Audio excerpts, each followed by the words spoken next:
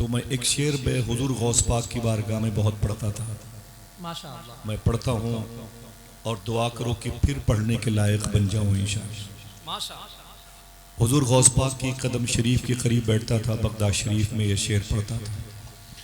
और गलियों से तो कुछ भी नहीं लेना मुझको, वाह। और गलियों से तो कुछ भी नहीं लेना मुझको, बस तुझे देखने आऊंगा चला जाऊंगा। वाह। और गलियों से तो कुछ भी नहीं लेना मुझको, माशाअल्लाह बस माशाअल्लाह। तुझे देखने आऊंगा चला चला जाऊंगा।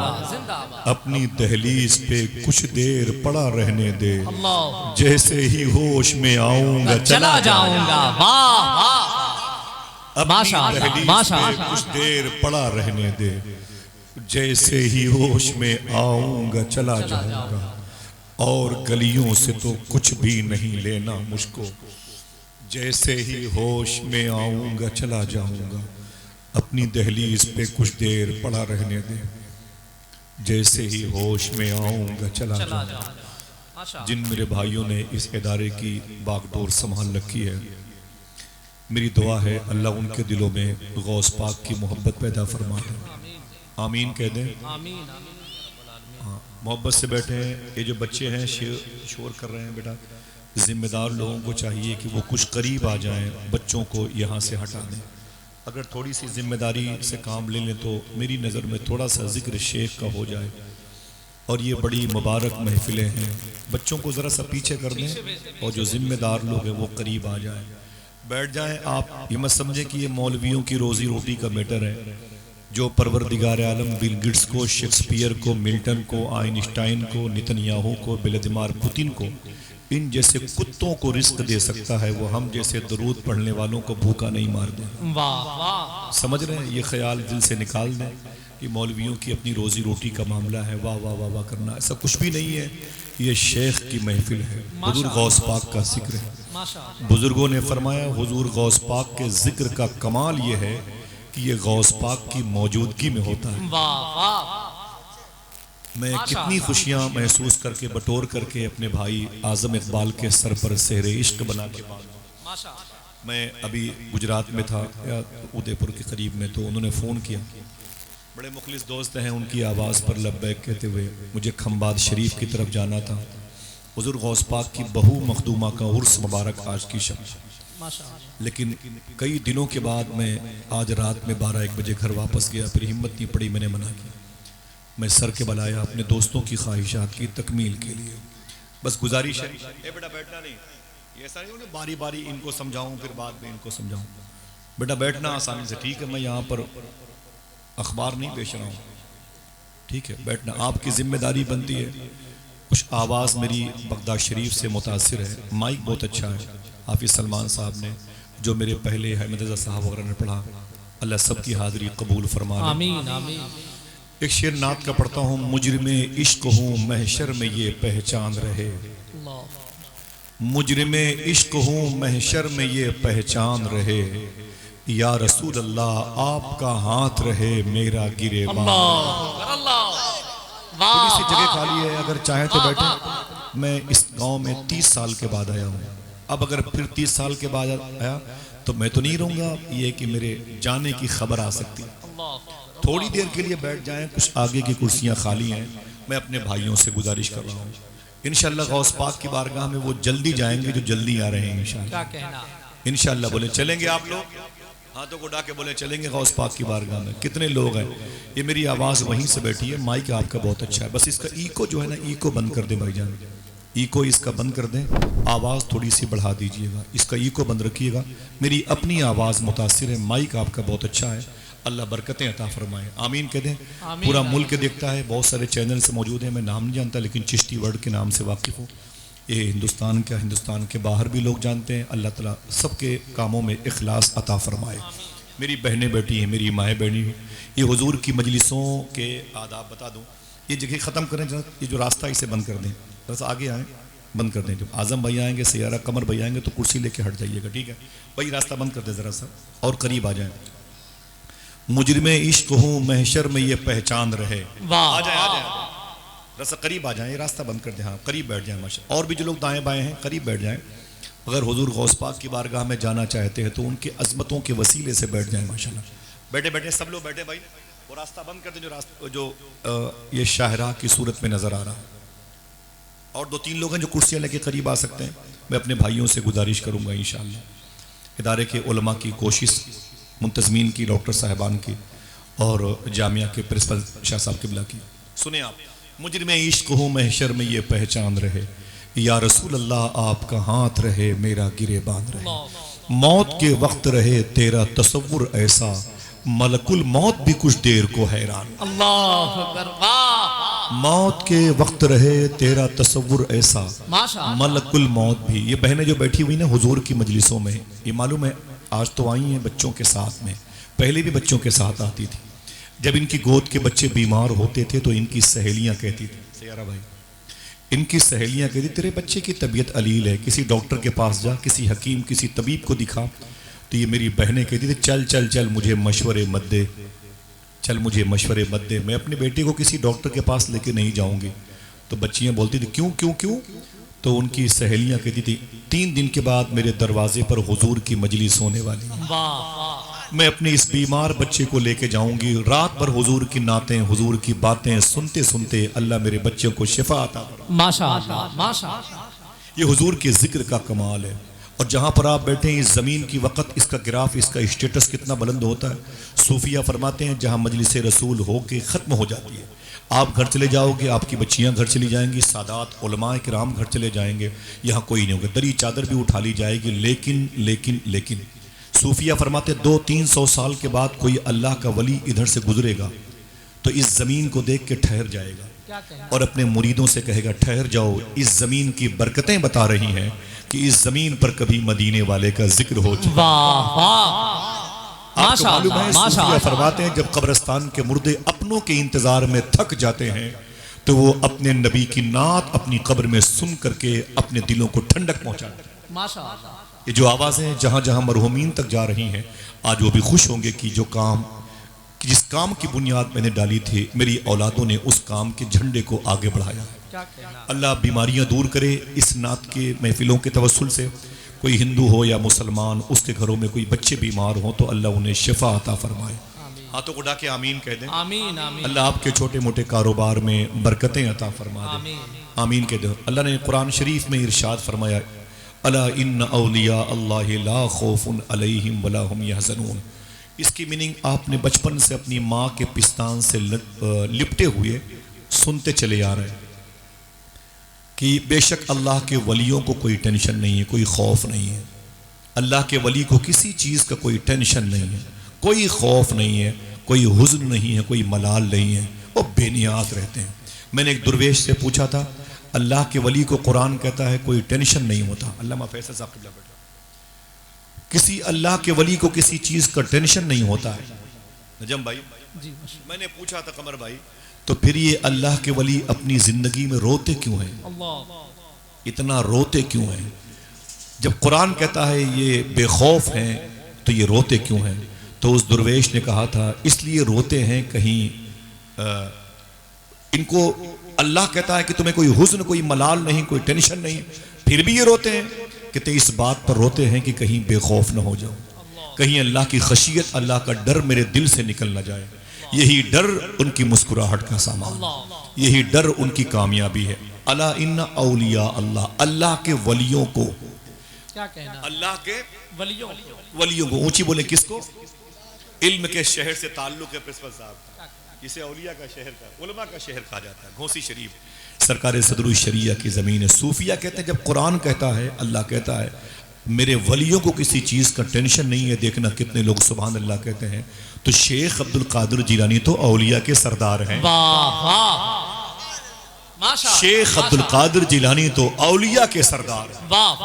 आज मैं बताऊंगा उनकी फजीलतें क्या हैं, उनकी पैदाइश कहाँ हुई, उनका मकसद हयात क्या था, वो तबलीग कैसे करते थे, तकरीर कैसे करते थे, उनकी सखावत, उनकी बुर्दबारी, उनकी शब्बेदारी, उनकी गुरबा नवाजी, उनकी यतीम नवाजी, उनके दिल में जानवरों की, परिंदों की कैसी मोहब्बत थी।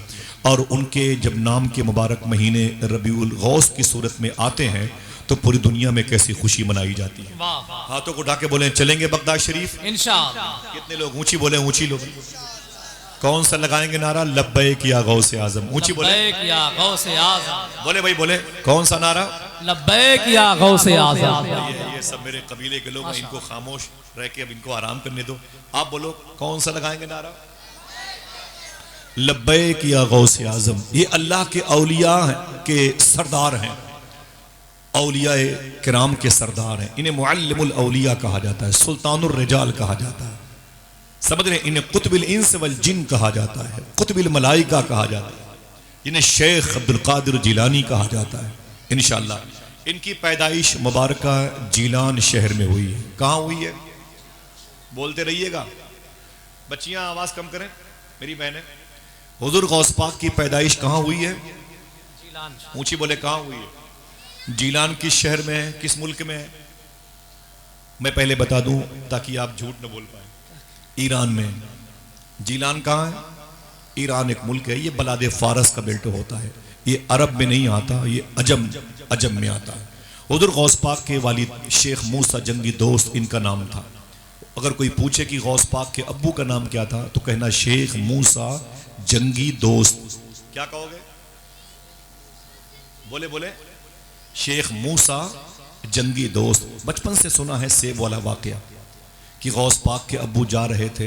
वो लोग जो मूंगफली ठेले से उठा के खा लेते हैं, वो लोग जो जामुन बगैर पूछे तोड़ के खाने लगते हैं, वो लोग जो होटलों पे जाके नमक पारे उठा के खा के चेक करके फिर पैसे की बात करते हैं, समझ जाएं 30,000 रुपए के एक कुर्बानी का बकरा लाते हैं और उसे 10 दिन दूसरों की पेड़ की टहनियाँ खिलाते हैं, उसे पत्तियाँ खिलाते हैं और बाद में उसे गौस पाक के नाम से ज़िबा करते हैं। समझ जाएं, अल्टीमेटम है हम सब के लिए। हुजूर गौस पाक के अब्बू सफ़र कर रहे थे, जीलान में शादी नहीं हुई। औलिया के सरदार का बचपना नहीं, उनकी पैदाइश से पहले की बात सुनिए आप। एक नदी है, एक नहर है, उससे बहता हुआ सेब जा रहा था तो गौस पाक के अब्बू ने खा लिया था। हाथ उठाएं। ये कहानी तो आपको पता होगी ना भाई, बचपन में ज्ञान भारती में भी ये बातें आती थी। सच्चा बालक के तौर पर तासुब के दौर में उसे हटा दिया गया।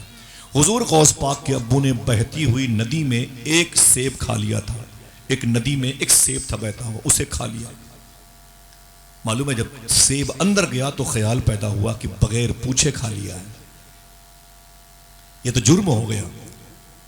फिर आप पलटे, अल्लाह का शुक्र है मैंने उस नदी में वजू किया है, माशाअल्लाह उस नहर में वजू किया है जिस नहर से बहता हुआ सेब सैयदना शेख के अब्बू ने खाया था। जिलान शरीफ में मैं गया हूं कई मिनट में। सैयदना शेख के अब्बू शेख मूसा जंगी दोस्त मालूम है अब पलटे नहर की बहाव की तरफ, देखें किस बाग का पेड़ का ये फल था जिसे मैंने खा लिया। डर गए अल्लाह के खौफ से, क्या जवाब दूंगा मैदान मैशर में। बगैर पूछे सेब खा लिया, बगैर पूछे सेब खा लिया। और गए तो पता चला ये बाग शेख अब्दुल्ला सोमई की है।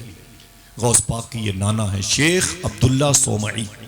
सरकार गौस आजम के अब्बू गए, बोले बाबा ये किस बाग किसकी? बोले मेरी है। बोले मुझसे जुर्म हो गया है, माफ कर दे। बोले क्या जुर्म है? बोले बगैर इजाजत के एक बहता हुआ सेब मैंने खा लिया। क्या खा लिया था? हाथों को उठा के बोलो। ये बातें अपने दोस्तों को बताओगे? या तो इतनी बातें सुन के चले जाओ या जिम्मेदारी निभाओ। दीन फैलाना ये उलमा किराम की तरह जिम्मेदारी नहीं, आपकी भी जिम्मेदारी बनती है और मेरी भी जिम्मेदारी बनती है। सही है कि नहीं भाई?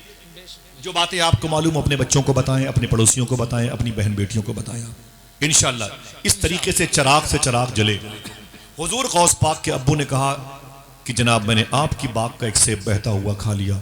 तो शेख अब्दुल्ला सोमई ने दिल में ख्याल कर लिया ये लड़का बड़ा नेक है, अल्लाह का डर इसके अंदर मौजूद है। एक सेब बहता हुआ खा लिया, लेकिन आपने उनकी आजमाइश की, 12 साल की पेनाल्टी लगा दी।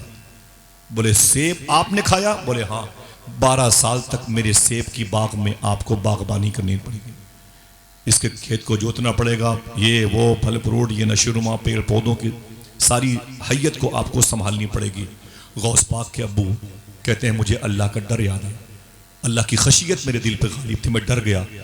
अगर कहीं शेख अब्दुल्ला सोमई ने मैंने जुर्म को न माफ किया तो मैदान महशर में क्या जवाब दूंगा। एक सेब खाने की पेनाल्टी 12 साल थी।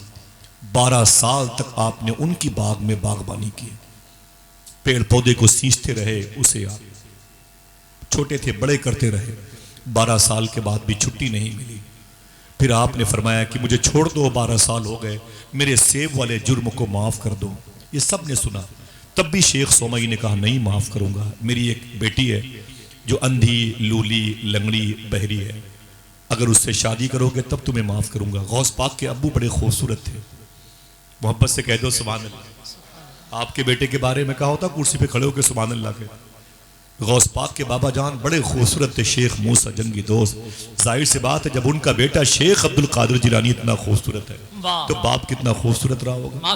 सरकार गौस आजम के बाप बड़े खूबसूरत थे, बड़े जाजिब और बड़े मैग्नेट सिस्टम थे, मकनातीसियत से पुर थे। मालूम है शेख अब्दुल्ला सोमई ने कहा सुनो ऐसे नहीं छोड़ूंगा, तुम्हें मेरी बेटी से शादी करना पड़ेगा। मेरी बेटी लूली लगड़ी अंधी है, बहरी है। आप डर गए। आपने फरमाया कि कुछ भी हो, जिंदगी कैसी भी औरत से गुजर जाए, जो भी इसके सुबह शाम है, लूली हो, लंगड़ी हो, अंधी हो, सब चलेगा, लेकिन अल्लाह तआला मेरी इस खता को माफ कर दे। आप अगर माफ करेंगे फरमाया माफ कर दूंगा। आपने उस लूली, लंगड़ी, अंधी लड़की से शादी की। गौस पाक के अब्बू ने इसके बाद की कहानियां अपने मोहल्ले के इमाम हजरात से सुनिएगा, वक्त बहुत कम है।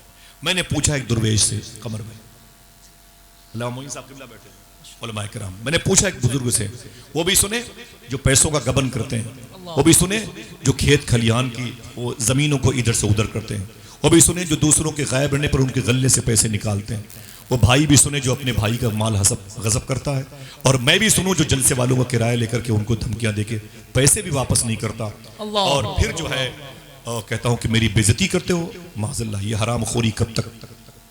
सुने आप, मैंने पूछा एक दुर्वेश से, हुजूर गौस पाक के अब्बू ने एक बहता हुआ सेब खाया था, कोई जुर्म नहीं था, सेब गौस पाक के अब्बू ने तोड़ा नहीं था, सही है?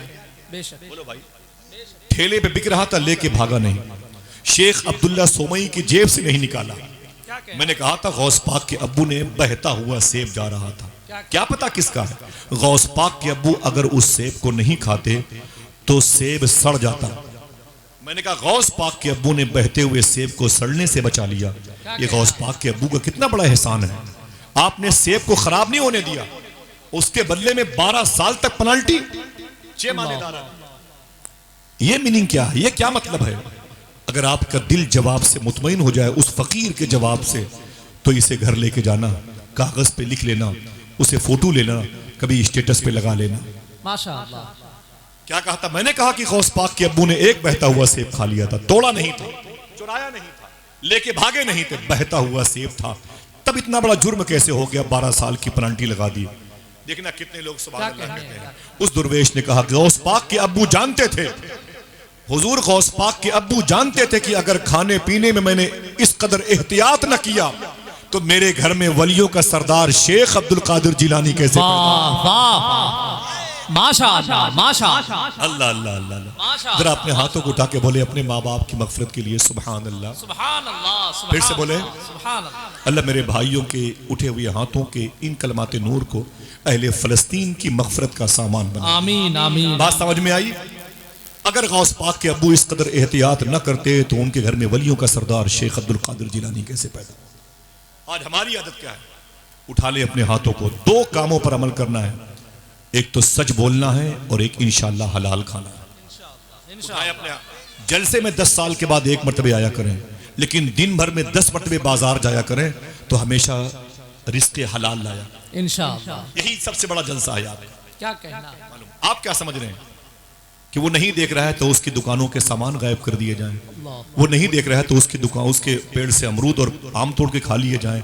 इसके नुकसानात कितने हैं। बहुत बड़े बुजुर्ग हैं इब्राहिम बिन अदहम, ये मुल्क यमन के बल्ख के बादशाह, बैठे बैठे बैठे बल्ख के बादशाह। अब ये मस्कत ओमान में सलाला में मजार शरीफ है, बहुत बड़े बादशाह थे और बहुत बड़े अल्लाह के वली थे। क्या कहना? अल्लाह के वली है, नाम बोलो। माशाअल्लाह, बहुत बड़े अल्लाह के वली, अल्लाह के वली है। काबे का तवाफ कर रहे थे, काबे का तवाफ कर रहे थे इब्राहिम बिन अदहम।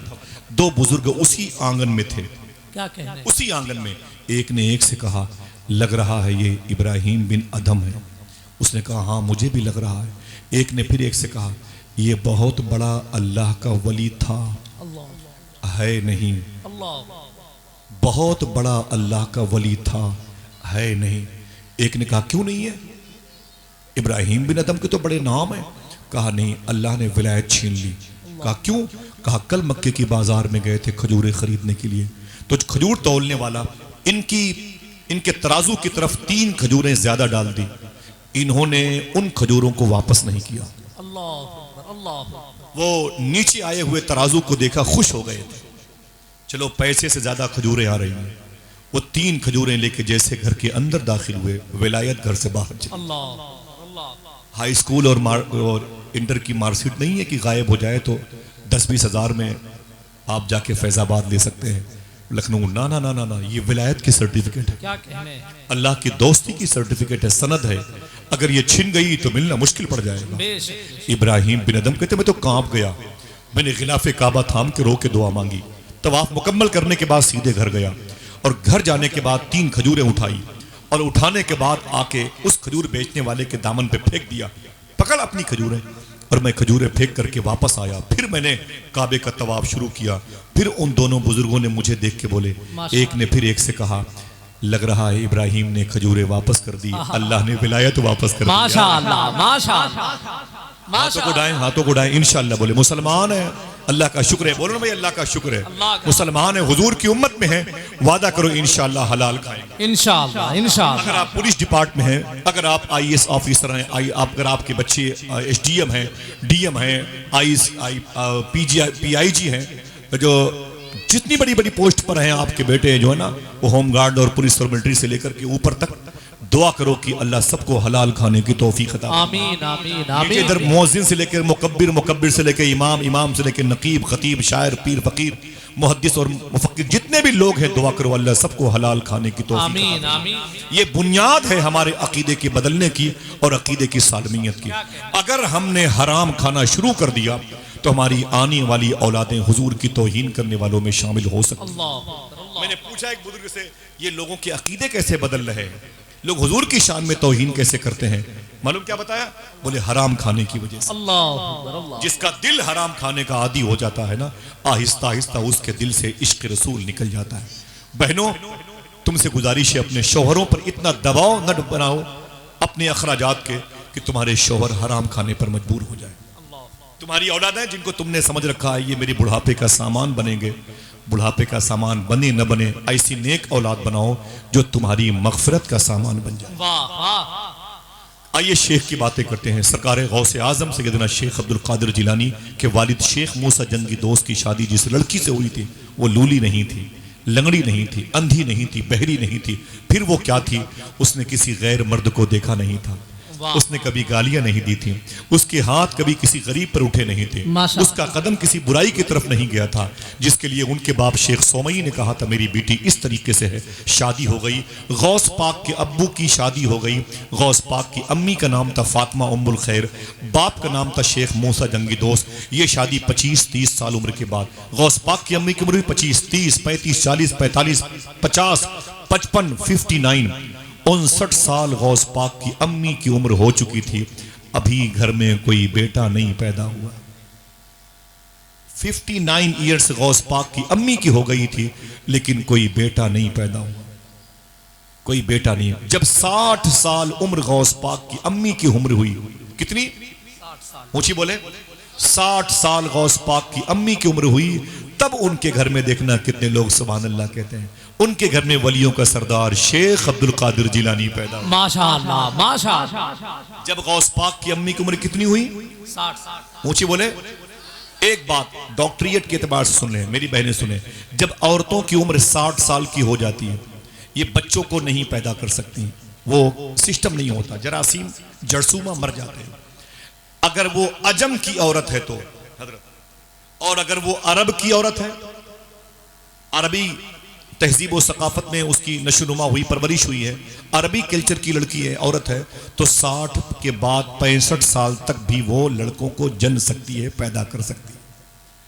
अगर औरत आपके हिंदुस्तान की है तो 60 के बाद मुश्किल है, लेकिन अगर अल्लाह चाहे तो बोलो भाई, कहना माशाअल्लाह। जिसका अकीदा है ऊंची बोले। औलाद हो सकती है कि नहीं? बेशक बोलो भाई, अगर वो चाहे तो बगैर माँ बाप के आदम को पैदा करो, बेशक बेशक। अगर वो चाहे तो बगैर बाप के ईसा वाह वाह। समझ रहे हैं आप? ऐसी बड़ी शान है मेरे रब्बे कदीर की, अल्हम्दुलिल्लाह रब्बिल आलमीन।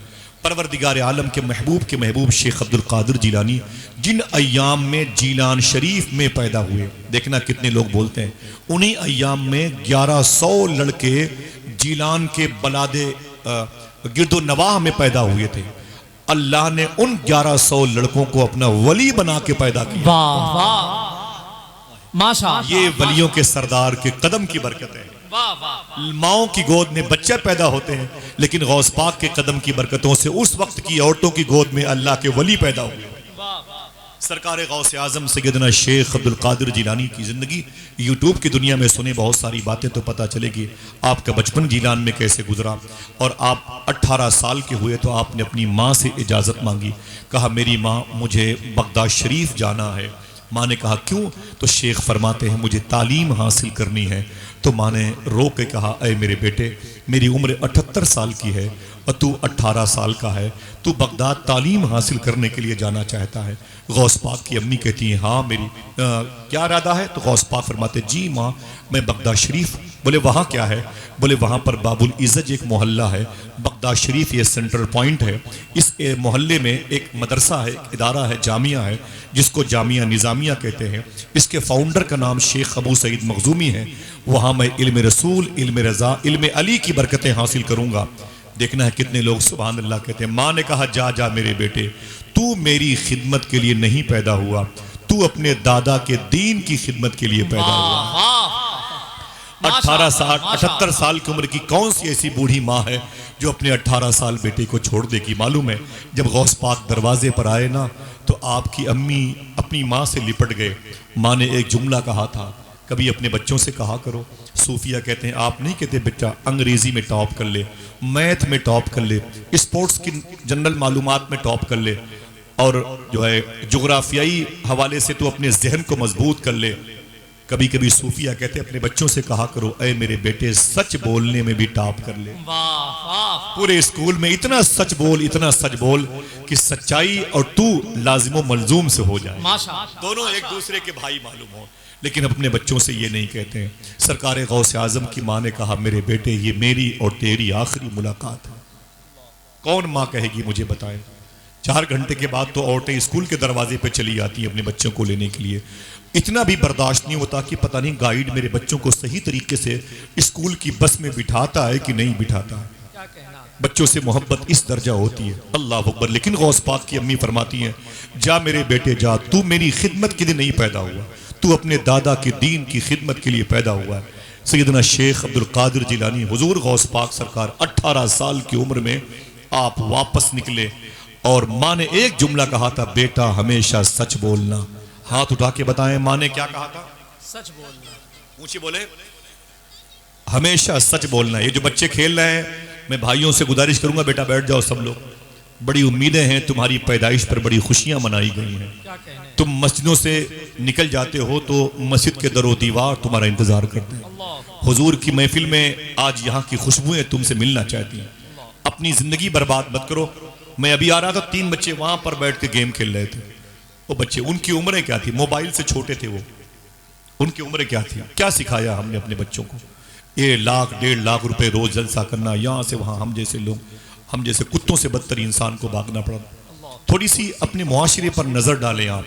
इन बच्चों को आवारा गर्दी करने से बचाएं आप। मालूम है रिपोर्ट क्या रही है? सबसे ज्यादा नशा करने वाले मुसलमानों के बच्चे, समझे?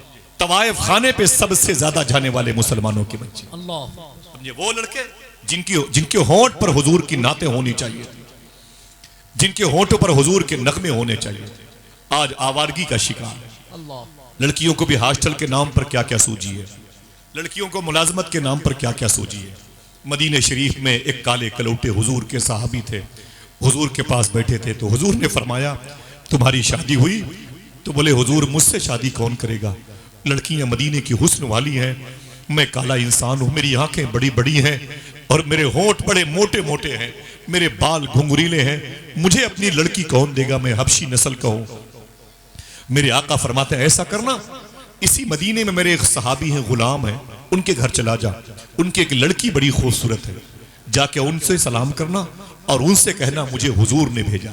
क्या कहना? अपने रिश्ते की बात उनसे करना, उनसे कहना मुझे हुजूर ने भेजा है। एक मतलब आप भी कहते हो मुझे हुजूर ने भेजा है। दिल से बोलो यार, मुझे हुजूर ने भेजा है। वो चले गए, काले थे इंसान, लंबे कद के थे और अफ्रीकी नज़ात थे, हबशी नस्ल के, हुजूर के आशिक थे। चले गए और दरवाजे पे जाके दस्तक दी तो लड़की के अब्बू निकल गया। बोले क्या बात है? बोले एक जरूरी काम से आया हूँ। बोले क्या जरूरी काम है? बोले कि अगर इजाजत दे तो बैठ जाऊं बरामदे। बोले बैठो। क्या बात है? बोले कि एक रिश्ता लेके आया हूँ। बोले किससे रिश्ता? बोले तुम्हारी लड़की जवान है, बालिगा है, खूबसूरत है। बोले अल्लाह का शुक्र है, क्या चाहते हो? बोले उसी लड़की का रिश्ता लेके आया हूँ। बोले चलिए बड़ी अच्छी बात है, मेरी लड़की के रिश्ते के लिए आप आए हैं, लेकिन वो लड़का कौन है जिससे तुम मेरी बेटी की शादी करना चाहते हो? उस हुजूर के ब्लैकमैन गुलाम ने कहा वो मैं ही हूँ, क्या कहना? वो मैं ही हूँ। माशा। जैसे उसने कहा वो मैं ही हूँ, लड़की के बाप खड़े हो गए नाराज। ये क्या तरीका है तुम्हारा? ये कैसी बदतमीजी है? ये क्या मतलब है? तुम मोमिन हो, हुजूर के शहर में हुजूर के होते हुए इस किस्म का मजाक करते हो? बोले क्या हुआ? अपनी सूरत देखी है, तुम्हारे बाल घुंघरीले हैं, आंखें बड़ी बड़ी हैं, होंठ कितने मोटे हैं। मेरी हसीन बेटी को तुम अपने निकाह में रखोगे, मेरी बेटी को जौजा बनाओगे, तुम जव्वज बनोगे? ये क्या मतलब? बाहर निकलो। डांट के जैसे बाहर निकले ना, गेट पर आऊं, चुपके से लड़की के बाप के कान में कहा मुझे हुजूर ने भेजा। वाह वाह, मुझे हुजूर ने भेजा। ऊंची बोलो, मुझे हुजूर ने हुजूर ने भेजा है। जैसे हुजूर का नाम सुना सहम गए। माशा। बोले हुजूर ने भेजा है? बोले हाँ। बोले एक मिनट काम है। बोले क्या? बोले तुम चले जाओ, अभी मैं इस टॉपिक पर हुजूर से बात करूंगा। अभी तुम जाओ, अभी तुम जाओ, मैं इस मौजू पर हुजूर से बात करूंगा। अल्लाह अकबर, इतना कहना था। वो जैसे हबशी तो ना काले वाले इंसान, वो निकल के बाहर आए ना, वैसे लड़की आंगन से बरामदे में आ गई। सुनना मेरी बहनों, और लड़की निकल के बरामदे में आ गई। उसने कहा बाबा जान अब्बू क्यों गुस्से में है? बोले पता नहीं कहां कहां से लोग आ जाते हैं। बोले क्या हुआ? वो काला कलोटा इंसान आया था और रिश्ता मांगने के लिए। किसका? बोले वो तुमसे शादी करना चाहता। बोले फिर? बोले हमने धक्के मार के बाहर कर दिया। बोले फिर? बोले लेकिन दरवाजे पे जाके उसने बोला कि मुझे हुजूर ने भेजा है। ये दिल कैसा था मेरी बहनों? वो लड़की किसी माँ की कोख से पैदा हुई थी, बारिश के पानी में टपकी नहीं थी, जमीन से निकली नहीं थी, किसी पेड़ की शाखों पे फली नहीं थी, वो भी किसी घर की परवरिश की नशोनुमा में उसकी परवरिश हुई थी, किसी मुबारक तहजीब में। लड़की ने क्या कहा? क्या कहा उसने? लड़की के बाप ने कहा मेरी बेटी, उसने कहा मुझे हुजूर ने भेजा है। लड़की ने मालूम क्या कहा? अब्बू उसे बुला लीजिए। वाह वाह, देखना कौन कहता है सुभान अल्लाह। माशाअल्लाह। उसे बुला लीजिए। बोले क्यों? लड़की ने कहा मेरे बाप अब ये मत देखिए आने वाला कैसा है, ये देखिए भेजने वाला कौन है। माशाअल्लाह माशाअल्लाह, ये देखिए उसे भेजा किसने, वाह वाह, ये देखिए उसे आमिना के लाल ने भेजा है, अल्लाह के रसूल ने भेजा है। रसूल की मर्जी। 100 साल पहले मेरे इमाम ने कहा था खुदा की रजा चाहते हैं तो, वाह वाह, और खुदा चाहता है रज़ाए मोहम्मद। उसे बुला ले। बाप ने कहा मेरी बेटी उसकी शक्ल सबाहत। बोले अब मत देखो उसको, अब हुजूर को देखो, मेरी शादी उसी से कर दो, मैं उसी के साथ रहूंगी। अरे मेरे बाप सुनो, जब मैं उस काले कलोटे अपने शौहर अपने हस्बैंड के साथ मदीने की बाजारों से गुजरूंगी तो मेरी सहेलियां कहेंगे ए, ये कौन है तेरे साथ साथ चलता है, ये कौन है? तो मैं उनसे कहूंगी ये मेरा शौहर है, तो मेरा मजाक उड़ाएंगे कैसा इंसान तूने चुना है, ये तेरा शौहर है, अफ्रीकी नस्ल का, हबशी नस्ल का, इथोपिया करने वाला, ये तेरा शौहर है?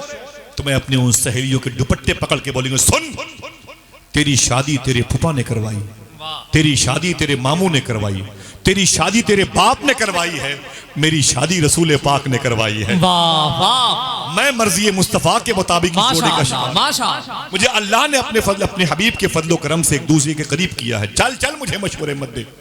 क्या मतलब? खुदा की रजा चाहते हैं वाह और खुदा चाहता है रज़ाए मोहब्बत। माशाअल्लाह। मोहम्मद जब ये चीज़ें हुजूर का इश्क, हुजूर के कवानीन, हुजूर के आइन, हुजूर के आर्टिकल, हुजूर के फरमान हमारे लिए आइडियल थे, तो खुदा की कसम मुसलमानों की एक बच्ची किसी गैर मुस्लिम के घर में कदम रखती थी तो उस मुस्लिम लड़की के कदम की बरकतों से उस घर के बच्चे भी बीमारियों से शिफा पाते। माशाअल्लाह, एक मुसलमान लड़का 199 आसपास के हिंदू घरों के दरमियान में रह करके अगर वो कुरान पढ़ता था तो उसके कुरान पढ़ने की वजह से आसपास के घरों की गरीबी अल्लाह दूर कर देता था। लेकिन अब क्या कहा जाए, किसी को ये फिक्र नहीं कि ये बच्चे 30,000 रुपए का मोबाइल लेके अपनी रातें कहाँ गुजारते हैं। मैं पूछूं, आप बाप हैं तो आप मुझसे पूछे मेरे बेटे के बारे में, मैं पूछूं अपनी बहनों के बारे में। किसी ने आज की रात किसी माँ ने अपने बच्चे से पूछा है कि बेटे तुमने इशा की नमाज पढ़ी कि नहीं पढ़ी? बताएं, पर्दे लगा दूं, पूछूं चल के। किसी बाप ने पूछा है अपने बेटे से, अरे मेरे बेटे तुमने इशा की नमाज पढ़ी कि नहीं पढ़ी? जब बच्चे इस कदर आवारा हो जाए कि रात के 2 बजे 3 बजे नशा और दवाइयां खा के टहलने लगे ना, तो फिर आप भूल जाएं कि इस्लाम आगे बढ़ेगा। ना ना ना ना, आप अपने नाती पोतों को इस्लाम नहीं देना चाहते, उन्हें आवारा बनाना चाहते हैं। दुआ करो अल्लाह हम सबको सच बोलने और हलाल खाने की तौफीक अता आमीन फरमाए। आमीन आमीन। बहुत ही जरूरत है तुम्हारी, पूरी दुनिया तुमको मिटाना चाहती है। मैंने उजड़े हुए कई मुल्क देखे, 18 लाख मुसलमान इराक में मार दिए गए, 16 लाख के आसपास मुल्क शाम में मार दिए गए। कभी जाके देखो ईरान में इश्क रसूल कैसे खत्म हुआ। वक्त मिले तो निकलो अपने घरों से। पूरी दुनिया आज अच्छे मुसलमान की तलाश में है, पूरी दुनिया सच्चे आशिक रसूल को ढूंढ रही है, लेकिन एक हम है कि हमारे करीब कोई नमाजी आके बैठता है तो बेनमाजी हो जाता है। अपने बूढ़े नमाजियों की लाठियां हम मस्जिद से गायब कर देते हैं, उनकी चप्पलों को उठा करके बाहर नालियों में फेंक देते हैं। ये हमारी तहजीब है। सादात किराम की अजमतों का मजाक हम उड़ाएं, उलमाए किराम को ये मौलवी हैं, ये मुर्गे खाने वाले लोग हैं, इस किस्म के टाइटल से याद करें। हाँ, अगर कोई गरीब है तो उसको देख के बोले ये साले फटीचर लोग मेरी बहन बेटियों की शादी में आते हैं तो इंसल्ट ही कराते हैं। किसी यतीम बच्चे को देख करके उसको जूतों से मारते हैं। किसी गरीब बच्चे को देखा तो अपने बच्चे से कहते हैं मारो साले को फुटबॉल बना के। हम इस किस्म की हरकतें करवाते हैं अपने पैसों के जोम पर। एक मेरे दोस्त हैं अब्दुल हकीम भाई, नागौर शरीफ के हैं, ये नाम रिकॉर्ड हो रहा है, बहुत बड़े नातखा, बहुत प्यारे इंसान हैं। मालूम है मैं उनके घर पे खाना खा रहा था, मैंने बहनों सुनना और आप भी सुनना, मैं उनके घर पे खाना खा रहा था तो एक साहब हुसैन नाम के थे मेरे सामने, वो नाबीना थे, अंधे थे, बैठे हुए थे, अच्छे आदमी बैठे हुए थे। मुझसे बोले आसिफ भाई मेरी उम्र 33 साल की है। मैंने कहा कोई बात नहीं। बोले मेरी आँख की रोशनी मालूम है कब गई? मैंने कहा मुझे नहीं मालूम। बोले जब मैं 23 साल का हुआ तब मेरी आँख की रोशनी चली गई। जितने तलबा बैठे हैं उलमा इकराम आप भी सुनना, आपसे मैं हाथ जोड़ता हूँ, मैं चला गया तो फिर किसका अब कभी पता नहीं आना हो कि नहीं आना हो, लेकिन आप मेरी बातों को रख लें, मेरे लिए भी दुआ करें अल्लाह मुझे भी सही इस्लाम की राह का मुसाफिर बनाए। अल्लाह आपको 2 काम सच बोलने और हलाल खाने की तौफीक बख्शे और मुझे भी अपने पैरों की धोवन अता कीजिएगा। कमर भाई ये बातें सोने की कलम से लिखने की नजम भाई क्या कहने। मैंने कहा क्या हुआ? बोले जब मेरी आंखें 10 साल पहले खराब हुई, अमेरिका के आने में डॉक्टर को मैंने दिखाया, उसने कहा तेरी आंखें नहीं वापस आ सकती। तो मेरी आंखें क्यों चली गई? मेरी आंख की रोशनी क्यों चली गई? मैं अंधा हो गया। तो मैंने कहा मुझे नहीं मालूम, मुझे नहीं मालूम। बोली कुछ तो बताओ। तो मैंने उनसे एक बात कही, मैंने कहा हो सकता है तुझे अल्लाह कोई नेमत देना चाहते, ये हो सकता है तेरी आंखें होती तो भाग के जाता, गाड़ियां तेरे ऊपर होती तो नीचे होता, तू मर जाता, तुझे अल्लाह जिंदगी देना चाहते। ये हो सकता है कि तेरे माँ बाप के गुनाह तेरी इसी परेशानी में अल्लाह खत्म करना चाहता हूँ। फिर मैंने ये भी जुमला कहा, मिंबर रसूल पर हूँ, सामने खाने खुदा है, इनके सीने में कुरान का फैज़ मौजूद है, खुदा की कसम। मैंने कहा ये भी हो सकता है हुसैन तेरी माँ, तेरे बाप, तेरी दादी, तेरे दादा, तेरी नानी, तेरे नाना, तेरे चचा, तेरे भतीजों ने किसी अंधे को परेशान किया हो। अल्लाह अकबर अल्लाह। मैंने बहुत सारी बातें बताई। मैंने कहा ये भी हो सकता है, ये भी हो सकता है, ये भी हो सकता है, ये भी हो सकता है कि तेरे घर में किसी शख्स ने किसी अंधे को परेशान किया। इतना कहना था, वो खाना खा रहा था, रुक गया। बोले आसिफ भाई, मैंने कहा क्या हुआ? बोले बस यही 5वीं बात आपने सही। अल्लाह। मैंने कहा क्या हुआ? वो सुने जो गरीब बच्चों को ठोकरे मारते हैं डेविड बेकम बन के फुटबॉल समझ के, सुने जिनके गरीब बच्चों के बच्चे वो रोटी, सूखी रोटी दरवाजे पर खड़े होकर खाते हैं और हमारे बच्चे किटकैट और जो है वो पिज्जा की प्लेट लिए बाहर खड़े रहते हैं। सुने आप? मैंने कहा क्या हुआ? उसने कहा कि जब मैं बचपन में था ना, मेरी उम्र 8-10 साल की थी ना, तो मेरे मोहल्ले में एक नाबीना बूढ़ी औरत आया करती थी। मैंने कहा फिर? बोले मैं उसे इतना परेशान करता था, उसकी लाठियां गायब कर देता था, उसकी झोले से रोटियां निकाल कर नाली में फेंक देता था, वो टटोलती थी तो नाली से रोटियां निकाल के खाती थी। मैं उसकी चप्पलों को फेंक देता था तो वो कहीं गोबर में, कहीं यहाँ वहाँ, वो पूरे कपड़े को अपना इधर उधर लपेट करके ढूंढने में लगा देती थी। मैं उसको बहुत परेशान करता था। खुदा की कसम उस नाबीना शख्स ने एक जुमला कहा, साहिबो जवनपुर कुतुब बिना दिल का शहर है, सरकार शमसुल उलमा का शहर है। उनके शहजादे अल्लाह ताला शहजादे सरकार शमसुल उलमा को शिफा दे, सेहत दे और उनका साया दराज फरमाए। मुझे उनकी जूतियों से बड़ी मोहब्बत है, उनके जूतियों में लगे हुए गर्दो गुबार से मोहब्बत है, इसे लिख लेना। उसने कहा आसिफ भाई इतना मैं उसे थकाया परेशान किया, जब जब मेरे गांव मेरे कस्बे में आई एक मरतबे उसने रो करके मुझसे कहा था बेटा एक दिन तू भी अंधा हो जाएगा। कहा बस वो तो चली गई दुनिया से, लेकिन उसके साथ साथ मेरी आंख की रोशनी भी चली गई। समझे? मुझे क्या पता था कि उसकी बद्दुआ इस कदर ज़ूद असर साबित होगी। मेरी आंख की रोशनी बुझ जाएगी, सब कुछ है, 3 बच्चे हैं, लेकिन मेरी बीवी है, सब कुछ है, लेकिन मेरी आंख की रोशनी नहीं। मैं अब नहीं बता पाता कि हरा कलर किसे कहते हैं, सुर्ख किसे कहते हैं, पीला किसे कहते हैं, मैं सब भूल गया। और अपनी बदतमीजी पर और अपने किए पर आज जब रोता हूं तो आंसुओं की आवाज तो आती है, लेकिन कबूलियत की आवाज नहीं। साहिब वो अपने बच्चों को अच्छी तहजीब दो, उन्हें 30,000 का मोबाइल दे दिया तो कभी ये तो कह दो मेरे बेटे दरूद ताज याद कर ले। कौन कहेगा मुझे बताएं। और ये बातें अगर मैं आपसे न कहूंगा तो बसों पे कहूंगा, फ्लाइट्स में कहूंगा, लोग उतार देंगे, लोग मुझे कभी टिकट नहीं देंगे। ट्रेनों में करूंगा तो लोग आवारा समझ के RPF के हवाले पागल समझ के करेंगे। अगर ये बातें मैं आपसे न करूंगा तो किससे करूंगा? अगर ये बातें मैं अपनी बहन बेटियों से न करूं तो किससे करूं? हुजूर गौस पाक सरकार 18 साल की उम्र में अपनी माँ से बिछड़ के आए थे। कहाँ आए थे? बगदाद शहर। माँ ने एक बात कही थी, बेटा सच बोलना। ऊंची बोले, सच बोलना। क्या कही थी माँ ने? सच बोलना। जबकि बगदाद में झूठ बोलने का तसव्वुर नहीं था, 2 अलग बीमारियां थी, उरियानियत की और रवाफिस की। लेकिन गौस पाक की माँ ने कहा था बेटा हमेशा सच बोलना। हुजूर गौस पाक सरकार यहाँ तशरीफ लाए, अल्लाह अकबर। 18 साल की उम्र में बगदाद शरीफ आए। 7 साल तक आपने बगदाद शरीफ में जिस मदरसे में जिस जामिया में तालीम हासिल की उसका नाम है जामिया निज़ामिया। हाथ उठा के बताएं क्या नाम है? जामिया निज़ामिया। चलेंगे इंशाअल्लाह? इंशाअल्लाह इंशाअल्लाह। जितने लोग हाथ उठा के बोल रहे हैं वो जल्दी चलेंगे इंशाअल्लाह। इंशाअल्लाह अभी इंशाअल्लाह। आपको अपने उठे हुए हाथों की औकात नहीं मालूम, इनका स्टेटस नहीं मालूम है। मेरे साथ 2 साल पहले राजकोट के 20-22 लोग मुझे मिले। मैंने कहा भाई खैरियत है? गौस पाक की बारगाह में मालूम है क्या बोले? आसिफ भाई राजकोट के जलसे में आपने कहा था जो जल्दी हाथ उठा के सुभान अल्लाह कहेगा वो बगदाद जल्दी जाएगा। हम ही लोग थे जो जल्दी सुभान अल्लाह कहने वाले। वाह वाह। और आज बगदाद में आप मुसलमान होकर खामोशी। 4 हिंदू भाई मेरे साथ 2 महीना पहले बगदाद शरीफ गए थे। कितने? 4। 2 हजारीबाग के थे और 2 पंजाब के पंजाबी थे।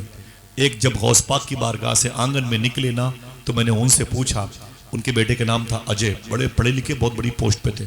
मैंने कहा कि बड़े भाई, बोले क्या? मैंने कहा मेरे शेख हुजूर गौस पाक का रोज़ा कैसे लगा? वाह वाह। देखना कौन सुभान अल्लाह कहता है। मैंने कहा सैयदना शेख का दरबार कैसे लगा, हुजूर गौस पाक की बारगाह कैसे लगी? तो वो उनकी आंखों में आंसू आ गए। बोले जब मैं गौस पाक के रोज़े पे गया तो मैंने कहा या बगदाद वाले आका, आज मैं आपकी बारगाह में हूँ, मुझे ये नहीं पता कि मैं क्यों ज़मीन पर पैदा हुआ। वो कहने लगे मुझे नहीं पता मैं क्यों ज़मीन पर पैदा हुआ। देखना कितने लोग सुभान अल्लाह कहते हैं, मुझे ये नहीं मालूम कि मैं ज़मीन पर क्यों पैदा हुआ था, इसका मुझे इल्म ही नहीं था। लेकिन जब से आपकी मज़ार शरीफ को देखा है दिल से आवाज़ आई है बस आपको देखने के लिए पैदा। माशाअल्लाह माशाअल्लाह। वाह वाह। ऐसा दरबार है मेरे शेख का। मेरे इमाम ने कहा था सितम कोरी वहाबी राफजी कि हिंदू तक तेरा कायल है या गौस। वाह वाह। आपका कोई हिंदू भाई कोई दोस्त हो और परेशान हाल हो तो उससे कहा करो या गौस आजम कहा करो, इंशाल्लाह अल्लाह चाहेगा तो परेशानियां दूर हो जाए। बेशक बेशक। पूरी दुनिया के लिए बहुत बड़ी नेमत है। कोई भी गरीब लड़की हो किसी मजहब की उससे कहो या गौस आजम कहा करो, अल्लाह चाहेगा तो परेशानियां दूर हो जाएंगी इंशाल्लाह। बोले इंशाअल्लाह इंशाअल्लाह। सरकार गौस आजम ने 18 साल की उम्र में एंट्री की बगदाद। बगदाद इराक की राजधानी है और जिलान ईरान का हिस्सा है। हुजूर गौस पाक अब बगदाद में आ गए और यहाँ से वापस कभी नहीं गए। आपने 7 साल तालीम हासिल की। 25 साल की उम्र हुई तो बगदाद शरीफ से 40 किलोमीटर के फासले पर एक शहर है जिसे मदाइन कहते हैं। वहाँ पर एक ऐसे सहाबी रसूल की मज़ार शरीफ है, उनका नाम लूँगा तो आप सुन तो लेंगे लेकिन उतनी आवाज़ में सुभान अल्लाह नहीं आएगी, लेकिन उनके बारे में बता दूंगा तो आप शायद सुभान अल्लाह कहेंगे। ये वो सहाबी हैं जिनके बारे में हुजूर ने फरमाया था दुनिया वाले जन्नत को ढूंढते हैं, जन्नत मेरे सलमान फारसी को ढूंढते। वाह वाह। वाह इनकी मज़ार शरीफ है। करीब में हुजूर के 1.25 लाख सहाबा में राजदार मुस्तफ़ा हुज़ैफा यमानी लेटे हुए। माशाअल्लाह। करीब में मेरी बहनें जिनके नाम से कूंडा की नियाज करती हैं, कोई बता सकता है उनका नाम क्या है? हम भी आराम करें, आप भी आराम, सोच के बताओ भाई, बहुत टाइम है। जिनके नाम से कूंडा की नियाज होती है उनका नाम क्या है?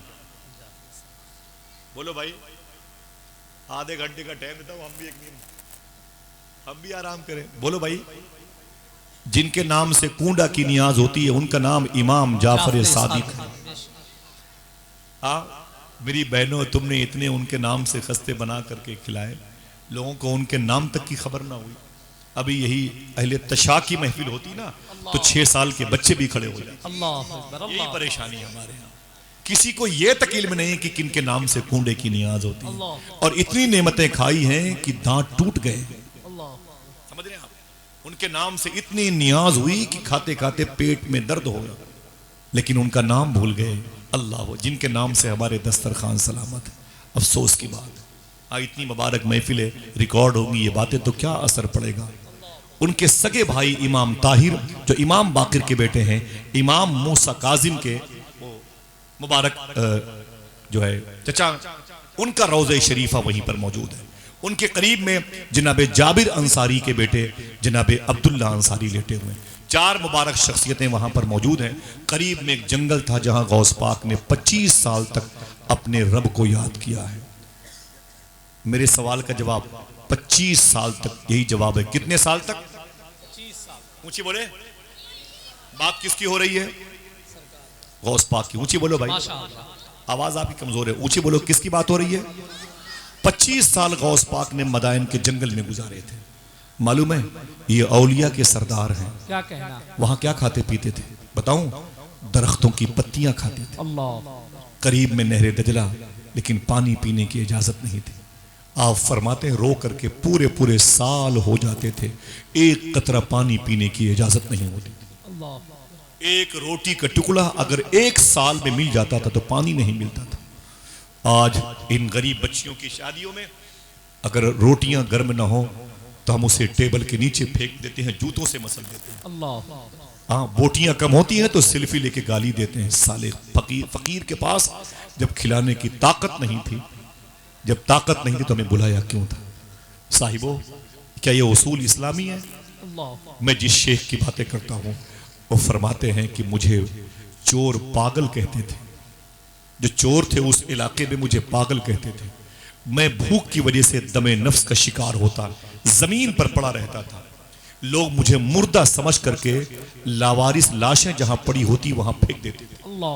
सरकार गौस पाक फरमाते हैं, मुझको नहलाने वाला गुस्साल मुझ पर जब पानी डालता था तो मैं उठ के बैठ जाता था, तो मुझे ठोकरे मार के बोलता, ओ अब्दुल कादिर मजनू, तू जिंदा है, चल बाहर निकल। सरकार गौस आजम फरमाते हैं, मैं रोता हुआ चला आता था। एक रोटी के लिए कोई पुरसाने हाल नहीं था।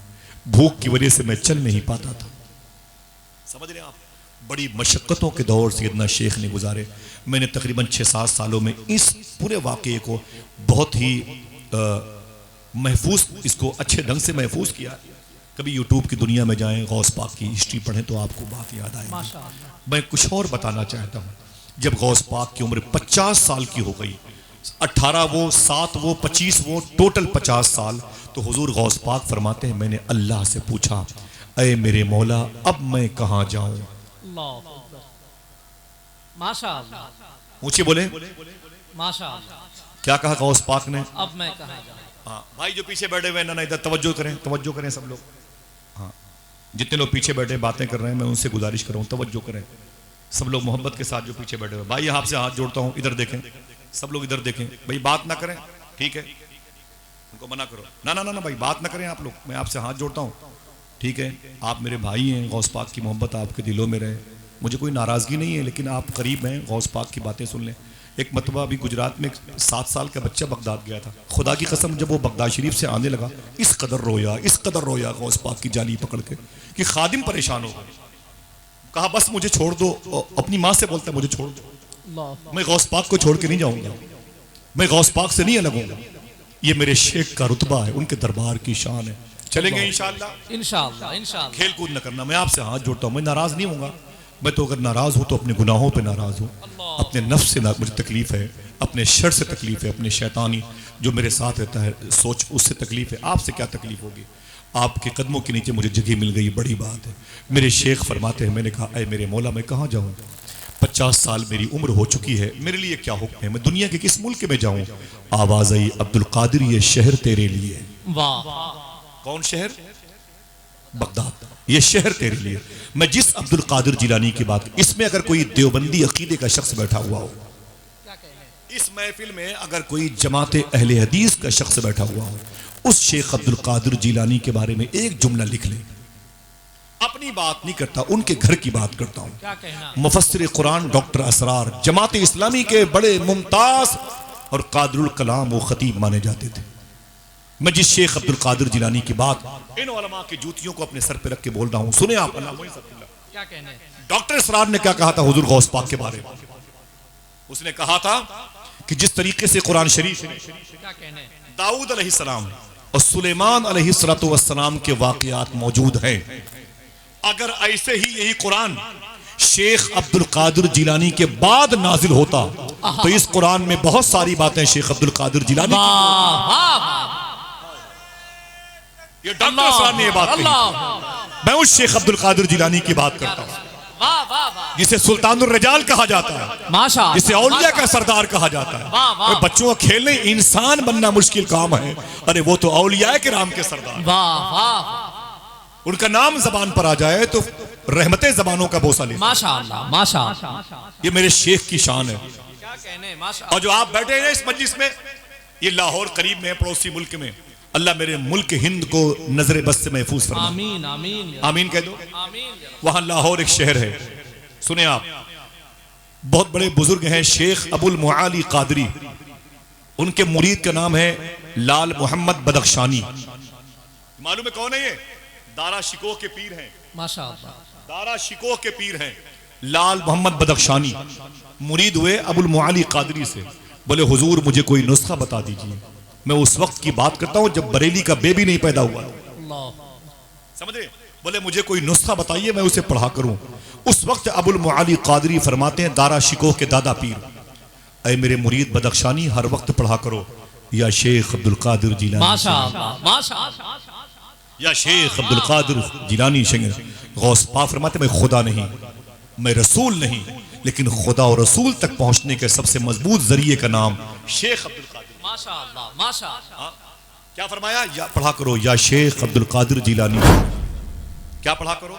या शेख अब्दुल कादिर जिलानी। बहुत बहुत शुक्रिया। एक मतलब अपने हाथों को उठा के पढ़ दो, बातें रिकॉर्ड हो रही है माशाल्लाह। मुबारक हो, मुबारक हो। चलेंगे बगदाद इंशाअल्लाह। हमें नियत कर लो, नियत कर लो। गौस पाक के मुरीद शेख ख्वाजा अबू तलहा बगदादी फरमाते हैं कि गौस पाक ने फरमाया, माशाअल्लाह। ऐसा नहीं है लोग मुझसे मिलने के लिए तड़पते हैं, अल्लाह। मैं भी अपने गुलामों से मिलने के लिए तड़पता हूँ। वाह। ये शेख माशाअल्लाह, अब्दुल कादिर जिलानी की माशाअल्लाह। शान है।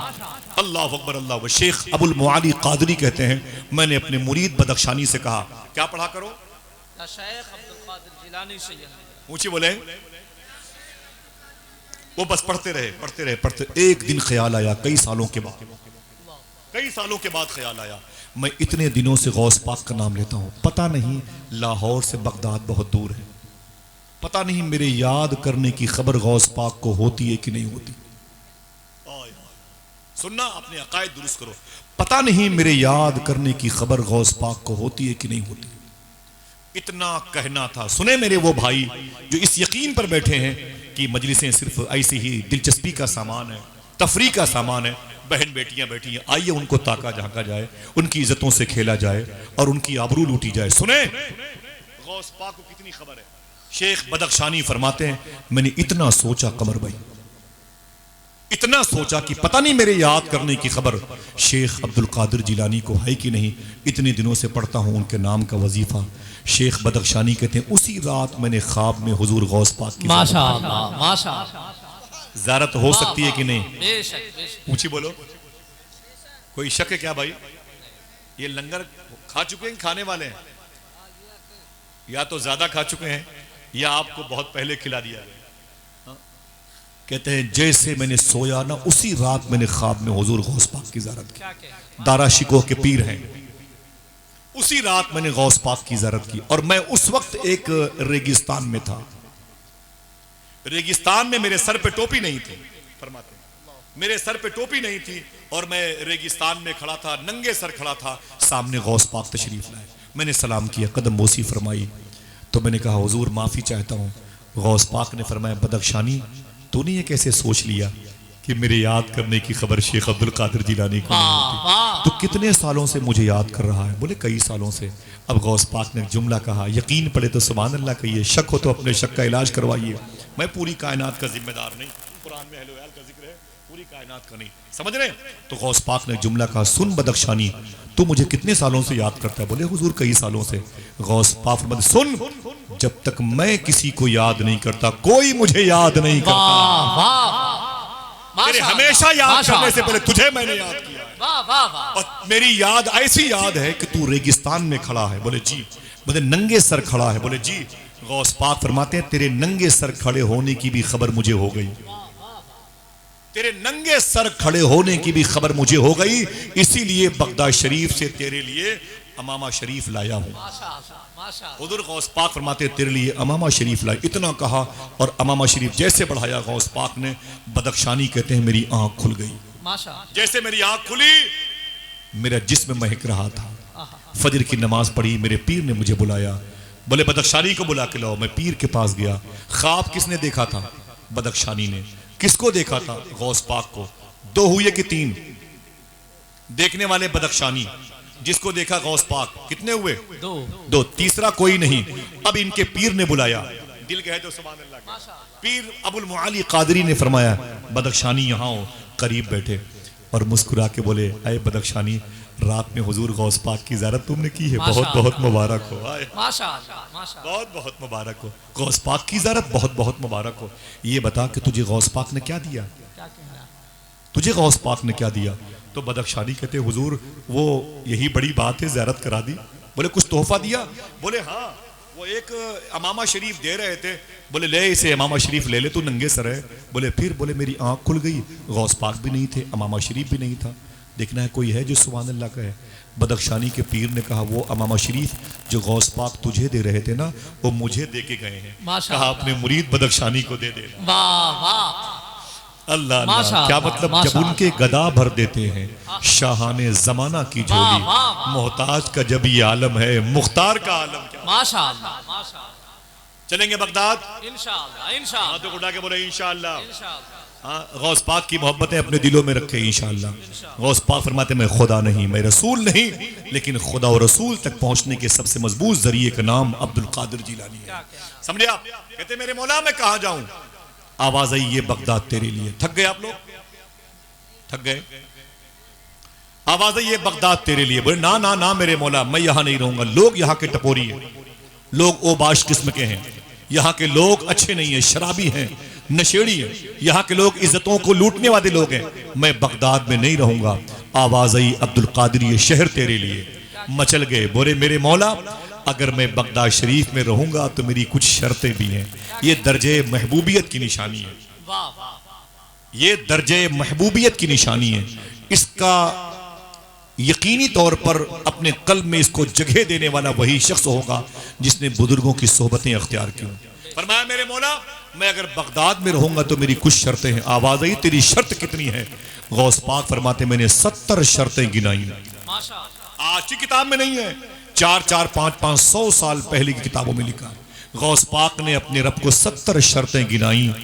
अगर दिल कहे तो बोलना। गौस पाक फरमाते हैं अल्लाह ने मेरी हर एक शर्त को 70 मर्तबे कह के कबूल फरमाई। माशाअल्लाह माशाअल्लाह। मैं बगदाद आ गया, जामिया निजामिया में आ गया। अब जामिया निजामिया जामिया कादरिया हो गया। अब बाबुल इज्जत मोहल्ला मेरे नाम से तब्दील हुआ, बाबुल शेख हो गया। अब मैं शेख अबू सईद मखजूमी की जगह पर प्रिंसिपल बन गया। पूरी दुनिया में मेरे इल्म की धूम धूम मची। तवज्जो रखें तो बता दूं, तवज्जो रखें तो बता दूं, हुजूर गौस सकलैन रदी अल्लाह तआला अन्हु हफ्ते में 2 तकरीर किया करते थे। माशाअल्लाह। कितनी ऊंची बोले? अल्लाह सब मेरे भाइयों को सलामत रखे। कितनी तकरीर? पब्लिक बेस पे 2 तकरीर करते थे। एक तकरीर जुमा के दिन औलिया किराम के सामने लंगर खाने में होती थी, उसमें सिर्फ औलिया किराम रहते थे।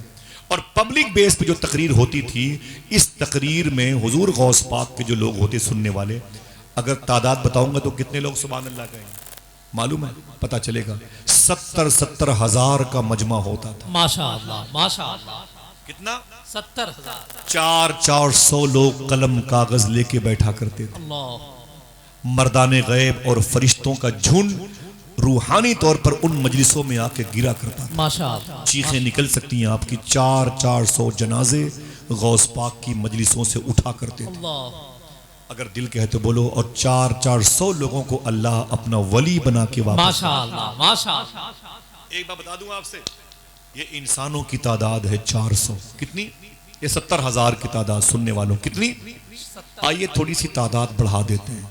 वो लोग जो बगदाद शरीफ में आते थे, दुनिया भर के मुल्कों के शहरों के, वो हुजूर गौस पाक की बारगाह में आके बोलते, शेखी 2 महीने बगदाद में था और हर दिन आपकी तकरीर सुनता रहा, हफ्ते में 2 तकरीरें सुनता रहा।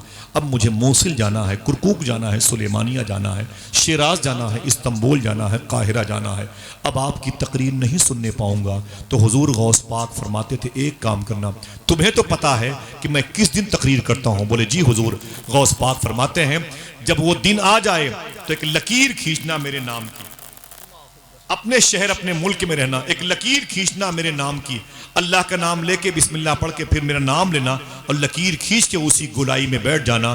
गौस पाक फरमाते, रहोगे कहीं भी, आ जाओगे मेरी महफिल में। वाह वाह। अल्लाह अल्लाह अल्लाह। माशाअल्लाह माशाअल्लाह। इसको ज्वाइन करो तो 70,000 से ज्यादा होते हैं। अब बता दूं जिन्नात कितने गौस पाक की तकरीर सुनते थे? क्या कहना, बोलो भाई। क्या कहना। माशाअल्लाह। बहुत ज्यादा थके हुए लग रहे हैं। बता दूं जिन्नात कितने गौस पाक की तकरीर सुनते थे? एक आमिल ने, जो दुआ तवीज मुअव्विज दुआ तवीज करते हैं, अपने अमल के जोर पर अपने जिन खादिम को बुलाया, वो जिन नहीं आया, जिन्नात नहीं आया। उसने फिर बुलाया, फिर नहीं आया। कमर भाई, उसने फिर वो अमल किया, फिर नहीं आया। बहुत देर के बाद वो जिन, उनका जो मुवक्किल था, वो आया। तो आमिल साहब उस्ताद उस पर नाराज हो गए। बोले ये क्या तरीका है? कितनी मशक्कतों के बाद तुझे मैंने कैद किया है, वक्त पर बुलाता हूं तो आता क्यों नहीं? तो उस जिन मुवक्किल ने क्या कहा, सुने हजरत, जब मैं शेख अब्दुल कादिर जिलानी के जलसे में रहा करूं तो मुझे बुलाया मत किया। वाह वाह वाह। तो उस्ताद ने कहा कि जिन मुवक्किल खादिम, ये बता क्या जिन्नात भी गौस पाक की तकरीर सुनते हैं? इसे लिख लें। तो उस जिन मुवक्किल ने कहा था, इंसानों से ज्यादा तादाद जिन्नातों की रहा कर। वाह वाह। शेख अब्दुल हक मुहद्दिस देहलवी, जिनके हवाले देवबंद और जमात अहले हदीस मौदूदियत से मुतासिर लोग भी देते हैं, वो अपनी किताब में लिखते हैं कि गौस पाक तकरीर करते करते कभी कभी हवा में उड़ने लगते थे। अल्लाह अकबर अल्लाह अकबर। ये सैयदना शेख अब्दुल कादिर। और बता दूं फरिश्ते कितने रहते थे? जरा फिर हाथों को उठा के बोलो, लब्बैक या गौसे आज़म। लब्बैक या गौसे आज़म। ऊंची बोले, लब्बैक या गौसे आज़म। फरिश्ते कितने शेख की तकरीर सुना करते थे बता दूं? सैयदना शेख फरमाते हैं, तकरीर करते करते कभी कभी जब मैं अपने सर को आसमान की तरफ उठाता था तो मुझे इतने फरिश्ते आसमान के नीचे जमीन के ऊपर हवाओं में नजर आते थे कि मुझे आसमान दिखाई नहीं देता। अल्लाह अल्लाह अल्लाह अल्लाह। जिसमें पाक कैसा था बता दूं? मनहनी कद मुबारका था सैयदना शेख। कभी आपको ठंडी नहीं लगी? आपके लिए ताज्जुब की बात, लतीफा सुनने वाले लोग तो नहीं है, ये उमर शरीफ के ड्रामे तो सुनने का मिजाज नहीं है। ये शेख की बातें हैं। कभी हुजूर गौस पाक सरकार ऊनी कपड़ा नहीं पहनते थे, कभी आप ऊनी जुब्बा नहीं पहनते थे। जब तालीम हासिल करते थे शेख, उस वक्त हुजूर गौस पाक कभी कभी थोड़ा सा मोटा कपड़ा पहनते थे, थोड़ा सा मोटा कपड़ा, वरना पूरी उम्र गौस पाक एक कपड़ा, एक कुर्ता पहनते थे।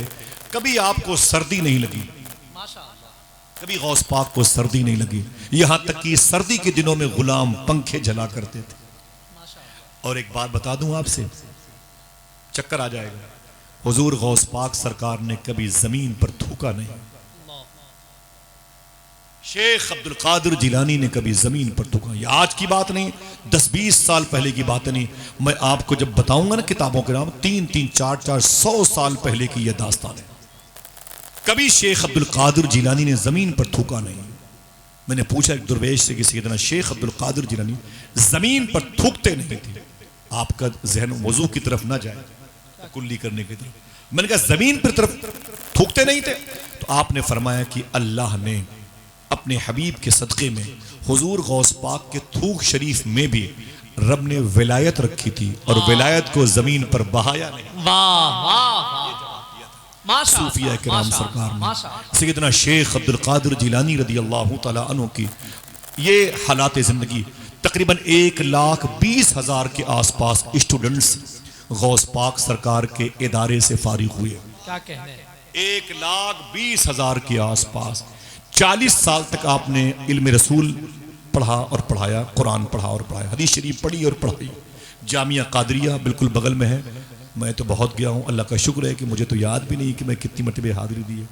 एक बात बताई थी शेख ने, जो मेरे मदरसे के करीब से गुजर जाएगा अल्लाह उसके अजाब में तखफीफ फरमा देगा। क्या कहना, अजाब में नरमी क्यों कहा गौस पाक ने? जाके पूछो, जुमले पे अगर तशकीक है तो जाके शेख से बात। समझ रहे हैं आप? सरकार गौस आजम के इदारे में 1,20,000 स्टूडेंट्स फारिग हुए थे 40 साल में। हर साल 3,000 तलबा गौस पाक के मदरसे से फारिग होते थे। आज हम अपने मोहल्ले की मस्जिद की अजान की भी जिम्मेदारी नहीं ले पाते हैं। इनमें से 50% उलमा गौस पाक के मदरसे से निकल करके उस वक्त के सुल्तान सलाहुद्दीन अय्यूबी की फौज में भर्ती होते थे और उन्हीं के हमले की ताब ना ला करके ईसाइयों ने बैतुल मुकद्दस सुल्तान सलाहुद्दीन अय्यूबी के हवाले किया था।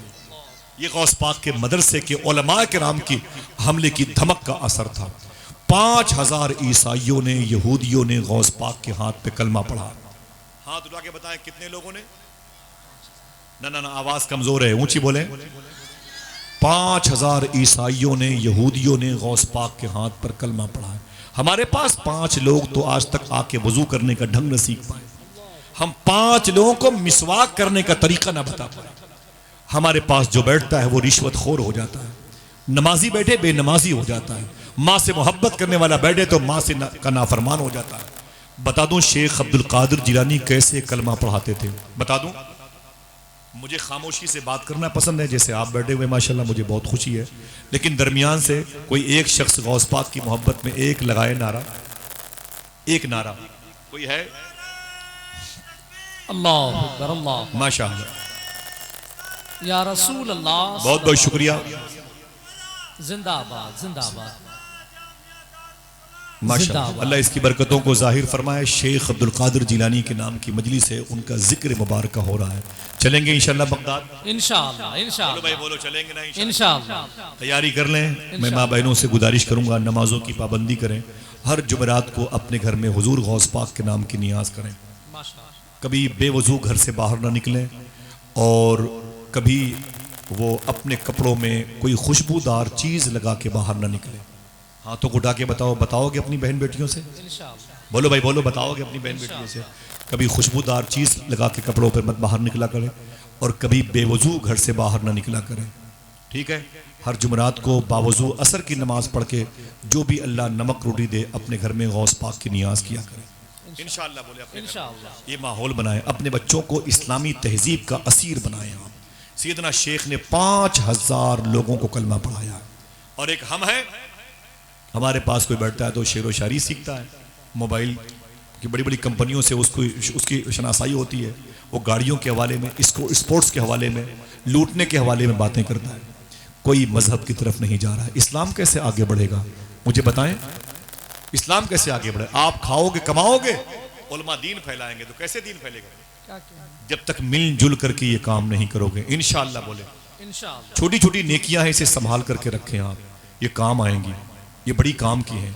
आज बाजारों में लड़कियों की आवारगी, लड़कों का जीन्स पैंट पहन के, फटी पैंट, बालों को इधर बिखेर करके टहलना। 2-2 महीने लड़के मुसलमानों के बड़े बड़े शहरों में रह जाते हैं और सोते रहते हैं, खाते रहते हैं, उनको ये तक नहीं पता होता किबला किधर है। अल्लाह अल्लाह। इन मुसलमानों के बच्चों को यह तक खबर नहीं होती, 2-2 महीने कमरे में है, ये तक खबर नहीं होती कि यहां किबला किधर है, पश्चिम किधर है, काबा किधर है। किबले की तरफ पैर करे हुए, किबले की तरफ पेशाब करते हैं खड़े खड़े। माँ बहनों के दुपट्टे उनके पर्स में है, उनके झोले में है। इसके नुकसानात कितने हैं, जवाब देना पड़ेगा आपको। ये भूल जाइए आप कि हमारी बेटियां नहीं, हमारे बच्चे नहीं हैं। आपको अगर इल्म है तो संभाले अपने आप को। क्या कहना? मूसा कलीमुल्लाह ने अल्लाह से कहा था, मेरे मौला इस शहर के बारे में तेरा हुक्म क्या है, सुने साहिबो। अल्लाह ने फरमाया, इस शहर पर मेरा अजाब आने वाला है। बोले मेरे मौला इस शहर में एक नेक बंदा है, उसे निकाल लूं फिर अजाब नाजिल करना। अल्लाह कहता है वो अजाब भी उसी नेक आदमी की वजह से आने वाला है। अल्लाह अकबर, अल्लाह। बोले मेरे मौला उसकी वजह से अजाब, तो आवाज आई इसलिए अजाब आ रहा है उस नेक आदमी की वजह से, इसे जो दीन बताया गया है उस पर लोगों को चलने की दुआ क्यों नहीं करता, अल्लाह। वो दीन लोगों को सिखाता क्यों नहीं है। लिहाजा मेहनत करो। मालूम है ये दुपट्टे का बेग में चला जाना, ये फटी हुई पैंट पहनना कितना नुकसानदेह है। अगर यही हुजूर की सुन्नत के मुताबिक होता तो क्या बात थी। क्या कहने? मैं आपको कैद नहीं कर रहा हूं, लेकिन कम से कम दिल तो पाकीज़ा रहे। मालूम है बगदाद में एक मज़ार शरीफ एक लड़की की, उसका नाम है जुबैदा, उसके शौहर का नाम है हारून रशीद। माशाअल्लाह। नाम तो सुना होगा, आले अब्बास का बड़ा बादशाह गुजरा है, मोहसिमिल्ला, मुस्तंजिद बिल्ला, बे अमरिल्ला, अब्दुल्ला, ये बड़े बड़े बादशाह ने ज़माना गुजरे। उनमें एक नाम है हारून रशीद का। इसकी बीवी का नाम है जुबैदा, जिसने हाजियों की सहूलत के लिए नहरे जुबैदा खुदवाई थी। याद है, नहरे जुबैदा खुजवाई थी हाजियों की सहूलत के लिए, पानी पहुंचाने के लिए। बहलोल दाना की मुरीदा थी, अल्लाह के वलियों से मोहब्बत करती थी। जुबैदा का इंतकाल हो गया, जुबैदा का इंतकाल हो गया। उनके मरने के बाद किसी ने पूछा, उनकी सहेली ने, मा फ़अलल्लाहु बिका, सुनना इसे गौर से, पूछा मा फ़अलल्लाहु बिका, ऐ जुबैदा अल्लाह ने तेरे साथ क्या सलूक किया। हाथों को उठा के बताएं, अपनी बहन बेटियों को ये बातें बताएंगे इंशाअल्लाह। इंशाअल्लाह, इंशाअल्लाह बोले, दिल से बोले इंशाअल्लाह। इंशाअल्लाह। आपकी जिम्मेदारी बनती है, दीन फैलाओ। कहां कहां जलसा होगा, कहां कहां ये उलमा किराम अपनी रातों को आके खर्च करेंगे, ये बड़ी बात है। जुबैदा से किसी ने पूछा, मा फ़अलल्लाहु बिका, तेरे साथ अल्लाह ने क्या सलूक किया, पकड़ ली गई कि छोड़ दी गई, जन्नत में है कि जहन्नम में है। जुबैदा ने मालूम क्या कहा, कमर भाई मालूम क्या कहा। जुबैदा ने कहा कि जब मुझे अल्लाह के हुजूर पेश किया गया तो अल्लाह ने मुझसे कहा, तू जुबैदा है। मैंने कहा जी मेरे मौला। तू हारून की बीवी है, मेरी बंदी है। मैंने कहा जी मेरे मौला, मैं तेरी बंदी, तेरी बारगाह में हाजिर हूँ। अल्लाह ने फरमाया कि जुबैदा तूने मेरे हाजियों के इस सहूलत के लिए मक्के तक पानी पहुँचाया था। मैंने कहा हाँ मेरे मौला। तो अल्लाह ने फरमाया, तूने मेरे दोस्त बहलोल दाना की मोहब्बत अपने दिल में रखी थी। मैंने कहा हाँ मेरे मौला। अल्लाह फरमाता, तू नमाजों की पाबंदी करती थी। मैंने कहा हाँ मेरे मौला। अल्लाह कहता, तू रातों को छुप छुप करके मेरे हबीब पर दरूद पढ़ती थी। मैंने कहा हाँ मेरे मौला, मैं ये सब करती थी। अल्लाह कहता है, लेकिन जुबैदा तेरी सारी नेकियां एक तरफ, कोई नेकी आज तुझे जन्नत में लेके नहीं जाएगी। मेरी बहन सुन, कोई नेकी तुझे आज लेके जन्नत में नहीं जाएगी, जन्नत में नहीं जाएगी। मैंने कहा मेरे मौला तेरे फजल का इंतजार है, करम फरमा दे। अल्लाह कहता है, एक नेकी है जो तुझे जन्नत में लेके जाएगी। क्या कहना? मैंने कहा मेरे मौला मेरी वो एक नेकी कौन सी है। अल्लाह कहता है, दोपहर का वक्त था, मोहल्ले की मस्जिद से जोहर की अजान होने वाली थी। तू अपनी कनीज, अपनी सहेलियों के साथ, अपनी बांदियों के साथ, अपनी लौंडियों के साथ, नौकरानियों के साथ बैठी हुई थी। तेरे सर का दुपट्टा यहां से आकर के गले से आकर यहां रखा हुआ और तू खिलखिला के हंस रही थी। तेरी सारी सहेलियां बगैर दुपट्टे के तेरे महल के आंगन में बैठी थी, हंस रही थी। जुबैदा बोली मेरे मौला मुझे माफ कर दे। अल्लाह कहता है, जुबैदा तेरी एक नेकी तुझे जन्नत में लेके जाएगी। मैंने कहा मेरे मौला वो एक नेकी कौन सी है।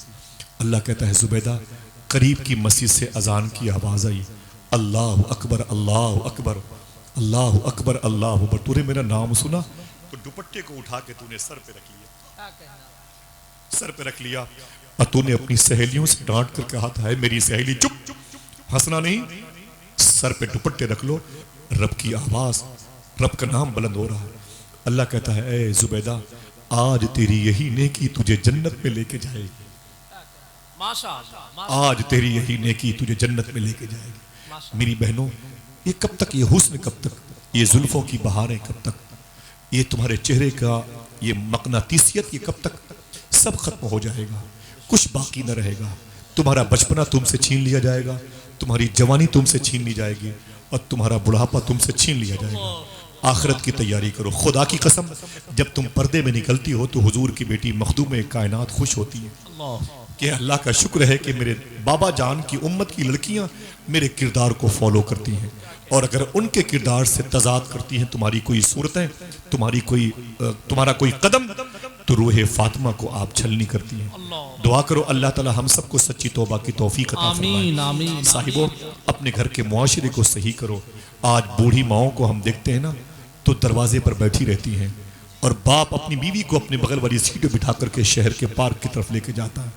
जरा हाथ उठा के बताएं कितने लोगों की माँ जिंदा है।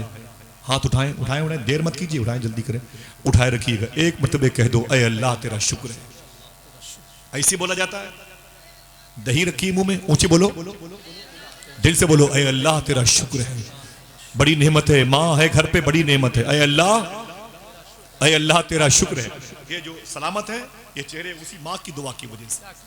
खुदा कसम दुनिया लगी रहती थी, लेकिन कामयाबी कदम चूमती थी। हाँ, कामयाबी कदम चूमती थी। आज मालूम है, बेटी की वलीमे की तकरीब होती है, बेटी की बारात आती है, तो दोस्त कहते हैं यार तेरी माँ किधर है? तो मालूम क्या कहता है बेटा बड़ा वाला, वो तो छोटे वाले भाई के बहकावे में आ गई है, वो कमीनी पागल हो गई है। अपनी माँ के बारे में बोलता है, वो पागल हो गई है, छोटे वाले भाई के बहकावे में आ गई है, वो उसी की हाँ में हाँ मिलाती। मैंने लात मार के भगा, चल घर से बाहर निकल। मैंने उसको पूछा तक नहीं, ना भाई को ना अपनी माँ को पूछा। तो दोस्त कहते हैं पागल हो गया यार, अरे माँ माँ है यार, माँ है, उसे बुला ले। ऐ जिया, माँ बाप के साए की ना कदरी न कर, धूप काटेगी बहुत जब ये शजर गिर जाएगा, बुला ले। तो दोस्तों के प्रेशर में वो गया जालिम बेटा, और अपनी बूढ़ी माँ से कहता चल बारात आने वाली है मेरी बेटी की। माँ डर जाती है, अपने टूटे हुए चश्मे को अपने आंसुओं से साफ करती है, और अपना फटा हुआ दुपट्टा सलीके से संभालती है। अपनी लाठी और टूटी हुई चप्पलें पहन के खुट करती हुई अपने पैसे वाले बेटे के घर में दाखिल होती है।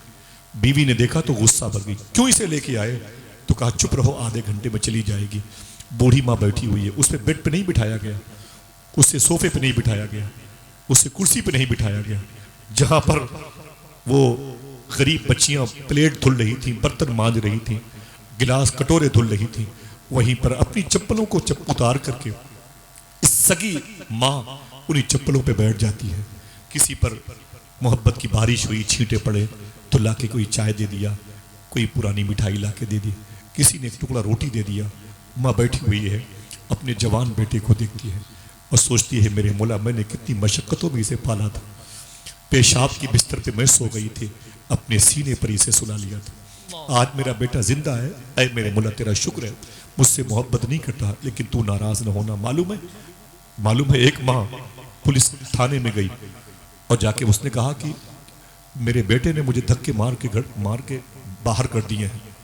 तो सीओ मुसलमान था, उसने कहा तेरे बेटे का नाम क्या है, बता तो सही। उसने नाम लिखा।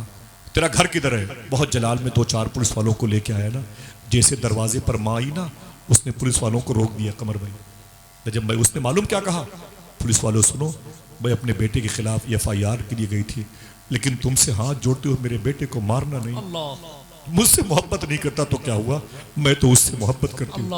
मेरे बेटे को मारना नहीं, मेरा बेटा है वो, मैंने उसे खून पिला के बड़ा किया। साहिबो आज वही माँ आधे घंटे के बाद अपने घर चली आती है रोती हुई, और खाली पेट सो जाती है। और बेटे हैं कि वो 4-4 हज़ार रुपए की टी-शर्ट पहन करके अपनी बहनों की शादियों में रक्स करते हैं, और उनकी सगी दादी, उनके बाप की माँ अपने बिस्तर पे मच्छरों के बीच में घिरी रहती है, रात भर रो के अपना वक्त गुजारती है।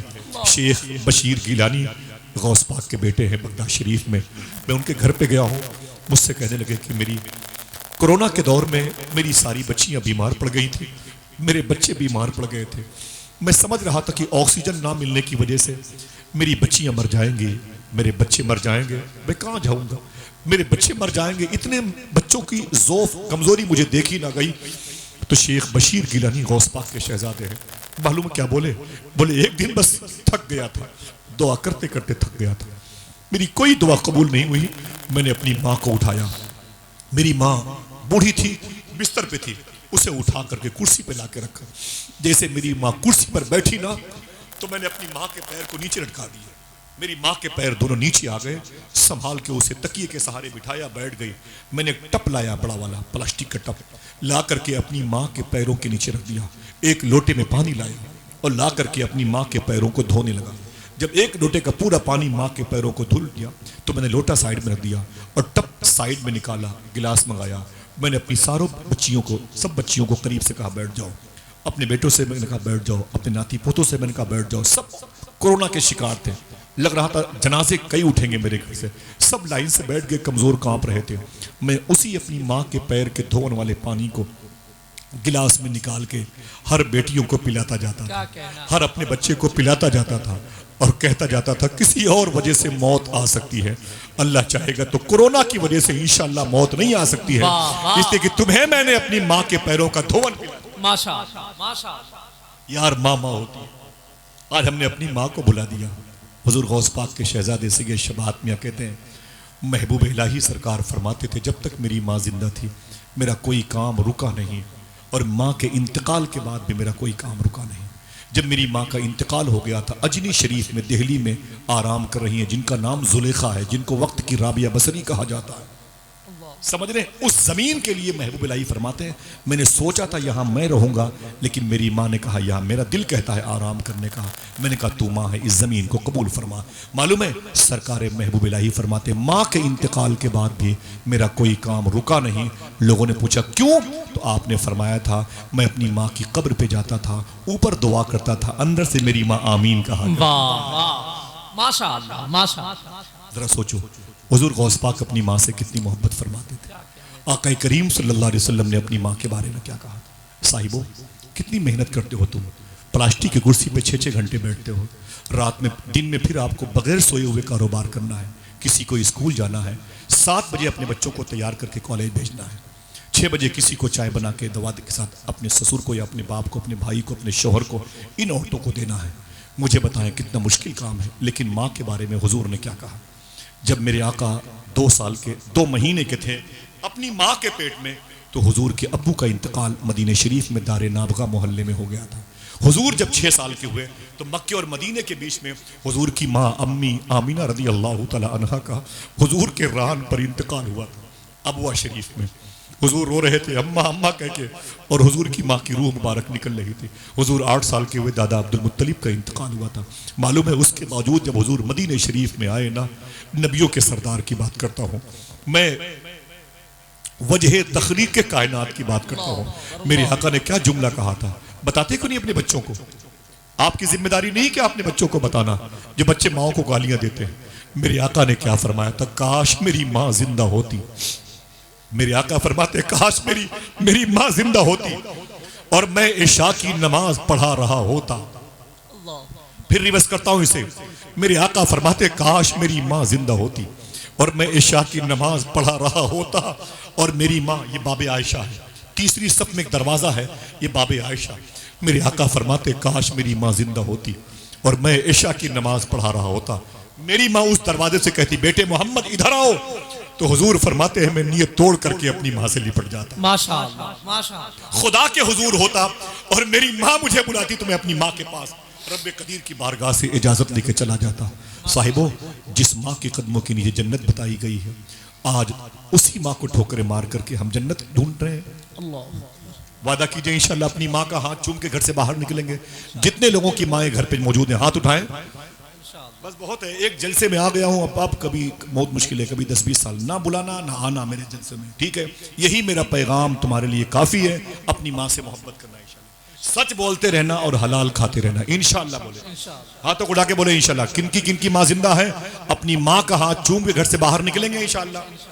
और जिनकी माएँ इंतकाल कर गई हैं, 1 हफ्ते में कम से कम अपनी माँ की कब्र के पास जाया करो, इंशाल्लाह बोले। मेरी माँ का भी इंतकाल हुआ। मेरी माँ हुजूर गौस पाक से, इमाम हुसैन से बड़ी मोहब्बत करती थी। मालूम है मेरी माँ का इंतकाल भी आशूरा के दिन सुबह 6 बजे हुआ था, 10 तारीख मुहर्रम शरीफ में। मोहब्बत करती इमाम हुसैन से, उसका फैज़ मिला। और मैं रातों को जब जाता था घर पे तो कभी कभी अपनी माँ की वजह से दरवाजे पर दस्तक नहीं देता था, बाहर घंटों घंटों बैठे रहते, मेरी माँ की नींद ख़राब हो जाएगी। मगर मेरी माँ को पता चल जाता था और नाराज़ होती थी, तू जब आया कर बता दिया कर मेरे बेटे, मैं मैंने कहा नहीं अभी वो आपकी तकलीफ की वजह से मेरा दिल नहीं कहता कि मैं अपनी माँ को सोते हुए तकलीफ दूं। तो मेरी माँ कहती थी बेटा मैं जिंदा हूं अपने बच्चों की खुशी के लिए, मैं क्या करूं इतनी लंबी उम्र लेकर के, मैं तो तुम लोगों की खुशी के लिए जिंदा हूं। आज मेरी माँ नहीं है, आपकी माँ मेरी माँ है, अगर घर पे है तो उसकी खिदमत किया करो इंशाअल्लाह। बोले आपकी जिम्मेदारी बनती है, आप मुसलमान हैं, आप मुसलमान हैं। अगर ये माँ मर गई तो खुदा की कसम कोई पीएम, कोई सीएम, कोई फाइनेंस मिनिस्टर भी अल्लाह की रजा का सबब नहीं बन सकता है अगर माँ नाराज हुई तो। इंशाअल्लाह बोले माँ की खिदमत करेंगे, बहनों से प्यार करेंगे, घर में इस्लामी मुआशरा रखेंगे। आखिरी बात थी, सैयदना शेख ने 5000 लोगों को कलमा पढ़ाया है। कितने लोगों को? ऊंची बोले। माफ़ी चाहता हूँ गुफ्तगू लंबी हो गई। मैं उलमा किराम से जामिया दारुस्सलाम के जितने भी मुदर्रिसीन है, तलबा है, सबसे मादरत चाहता हूँ। बस मेरी ये दुआ है अल्लाह सबको ज़िंदगी में एक मरतबे काबतुल मुशर्रफ़ा की ज़ियारत का शरफ़ अता फरमाए, रोज़े रसूल भी दिखाए और एक मरतबे मेरे शेख हुज़ूर गौस पाक का रोज़ा भी दिखा दे। बगदाद भी देख लें, नजब भी देख लें, करबला भी देख लें इंशाअल्लाह। बोले इंशाअल्लाह। जब जाएंगे तो कौन सा लगाएंगे नारा? लब्बैक लब्बैक लब्बैक। ये शिरक नहीं है, अगर ये शिरक होता तो मैं जमाते देवबंद के बहुत बड़े बड़े शोरा किराम के अशार को पढ़ के सुनाता। मेरे बाबा ये शिरक नहीं है, गौस पाक की तारीफ से शिरक नहीं होता। सूफिया फरमाते हैं गौस पाक की तारीफ से अल्लाह की हम्द होती है, उसकी तरफ इंसान का ख्याल जो है ना एरो घूमता है। जब बनने वाला शेख अब्दुल कादिर ऐसा है तो बनाने वाला परवरदिगार। बनने में बंदे की बात करता हूँ, खुदा नहीं है शेख, समझ रहे आप। बस 5000 लोगों को कलमा पढ़ाया। कितने? जो मेरे भाई पीछे बैठे हुए जोर से बोले कितने? बस मेरी आखिरी बात याद करें, बाजारों से आपका ताल्लुक है, खेलकूद से आपका ताल्लुक है, मार्केट से आपका ताल्लुक है, इसे याद रख लें। मेरी बातों को कदर की निगाह से देखने का दिल कहे तो देखो, वरना वापस कर दो। ये इन बुजुर्गों के लिए काफ़ी है। बगदाद शरीफ में एक ईसाई था, उसके घर में बेटी की शादी होने वाली थी। एक घोड़ा उसके पास था, बेटी की शादी के लिए इंतज़ाम नहीं था। उसने उसी घोड़े को बगदाद की मंडी में लाके बेचना शुरू किया। सुबह से दोपहर, दोपहर से शाम हो गई। घोड़े की कीमत रखी उसने 5000। कितनी?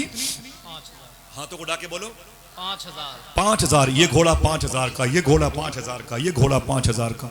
उसने अपने घोड़े की कीमत रखी 5000, 5000। सुबह से दोपहर, दोपहर से शाम हुई, घोड़ा नहीं बिका। सूरज डूबा, दिल डूबा। अब रोने लगा, अब क्या करूंगा, घोड़ा नहीं बिकेगा। 2 दिन के बाद बारात आएगी मेरी बेटी की, मेरी इज्जत के तारों पौध बिखर जाएंगे, मेरी इज्जत लुट जाएगी, कहाँ जाऊंगा। अब जब शाम हुई तो घोड़े की कीमत उसने कम कर दी, औने पौने में ही सही बिक जाए। बहुत से लोग सब्जियां 20 रुपए की एक लौकी है, ये 30 रुपए की तर्रो है, ये भिंडी इतने 40 रुपए में इतने। लेकिन जब शाम होती है तो कहते हैं कि भाई 10 रुपए की 2 लौकी है। वही भिंडी जो 40 रुपए में थी, बोले वो 20 रुपए में आ गई। और शाम को लोग ऑटोमेटिक जो है ना, मंडी के उठने से पहले पहले वो अपना सामान औने पौने में बेच करके जाना चाहते हैं। सही है ना भाई? मैं आपको बताता हूँ, वो हिंदू ईसाई गौस पाक के शहर में मुसलमानों की मंडी में, वो कहता है ये घोड़ा 5000 का। अब जब घोड़ा नहीं बिका शाम तक तो उसने घोड़े की कीमत कम कर दी। कहा अब ये घोड़ा, बोलो भाई, 2000 का। ऊंची बोलो। अब ये घोड़ा 2000 का, अब ये घोड़ा 2000 का, अब ये घोड़ा 2000 का। उसमें भी नहीं बिका। बहुत देर हो गई, दिल कहे तो बोलना, हुजूर गौस पाक बगदाद की मंडी में आ गए। हुजूर गौस पाक सैयदना शेख मंडी में, और जाके घोड़े की पीठ पे हाथ रखा, बोले क्या बेचते भाई, क्या ये किसका है? उसने कहा शेखी ये मेरा है, हुजूर ये मेरा घोड़ा है। आप तो मुसलमानों के बहुत बड़े बुजुर्ग हैं, मैं ये घोड़ा मेरा है। फिर मैं क्या कर रहा हूँ इसे? बोले बेचने के लिए। कब आए थे बेचने? सुबह से। कितनी कीमत? कितनी? ऊंची बोलो। 2000। बोले 2000 कीमत है? तो गौस पाक फरमाते तेरा घोड़ा बड़ा सस्ता है, इसकी कीमत ज्यादा होनी चाहिए। उसने कहा हुजूर ज्यादा थी, सुबह 5 थी, नहीं बिका तो औने पौने में बेचने के मतलब अब 2 पे आया हूं, बिक जाए वरना। पर क्यों बेचता है? उसने कहा मेरी बेटी की शादी है, कुछ नहीं इंतजाम नहीं है, बारातियों के खाने पीने का कुछ भी इंतजाम नहीं है। शेख फरमाते हैं, इसे जुमला सुने, सैयदना शेख फरमाते हैं, मालूम है कितनी कीमत सुबह रखी थी? उसने कहा 5000 रुपए। हुजूर गौस पाक ने, देखना कौन कौन सुभान अल्लाह कहता है, अपनी जेब से 5000 रुपए निकाले। क्या कहना, माशाअल्लाह। एक मतलब और भी कह सकते हो। माशाअल्लाह अपनी जेब से शेख ने 5,000 रुपए निकाले और घोड़े वाले के हाथ में दिए। माशाअल्लाह। जैसे उसने गिना, कहा हुजूर ये तो 5,000 है, मैंने इसकी कीमत 2000 2,000 रखी थी, आप 5 क्यों दे रहे हैं? शेख ने एक जुमला इरशाद फरमाया था। उसने मालूम क्या कहा? आप मुझे 5,000 रुपए क्यों दे रहे हैं? मुसलमानों, ये तुम्हारी तहजीब है, तुम्हारा कल्चर है, तुम्हारा उसूल, सिस्टम, आइन है, आर्टिकल है, इसे याद रख लो, इस्लाम है ये। तो हुजूर गौस पाक ने फरमाया, मैं तुझे इसलिए 5,000 रुपए दे रहा हूं, मेरे नबी ने इरशाद फरमाया, जब किसी से कोई चीज खरीदना तो उसकी मजबूरी मत खरीदना। हाय हाय हाय, वाह वाह। अच्छा, जिसने ये जुमला समझा है हाथ उठा के बताए। माशाअल्लाह। समझ गए? माशाअल्लाह, बहुत बहुत शुक्रिया, जज़ाकल्लाह। अल्लाह आपके बच्चों पर करम फरमाए। क्या कहा? हुजूर गौस पाक ने फरमाया, मेरे दादा ने, मदीने वाले आका ने इरशाद फरमाया, जब किसी से कोई चीज खरीदना तो उसकी मजबूरी न खरीदना। ये 5,000 का घोड़ा 2 में बेचना, ये तेरी मजबूरी है, और मुझे मजबूरी खरीदने से मेरे नबी ने मना फरमाया है। अगर दिल कहे तो बोलो, दिल कहे तो कोई नारा लगाए। उस घोड़े वाले ईसाई ने क्या कहा था? ऐ शेख अब्दुल कादिर जिलानी, पैसे बाद में देना, हाथ आगे बढ़ाइए, मैं इस्लाम कबूल करना चाहता हूँ। वाह वाह। नारे तकबीर, नारे रिसालत, आपके हाथों पे फैज़ान गौसे आज़म तैयबा पढ़ना चाहता हूँ। सैयदना शेख का ये अंदाज़े मुबारक था।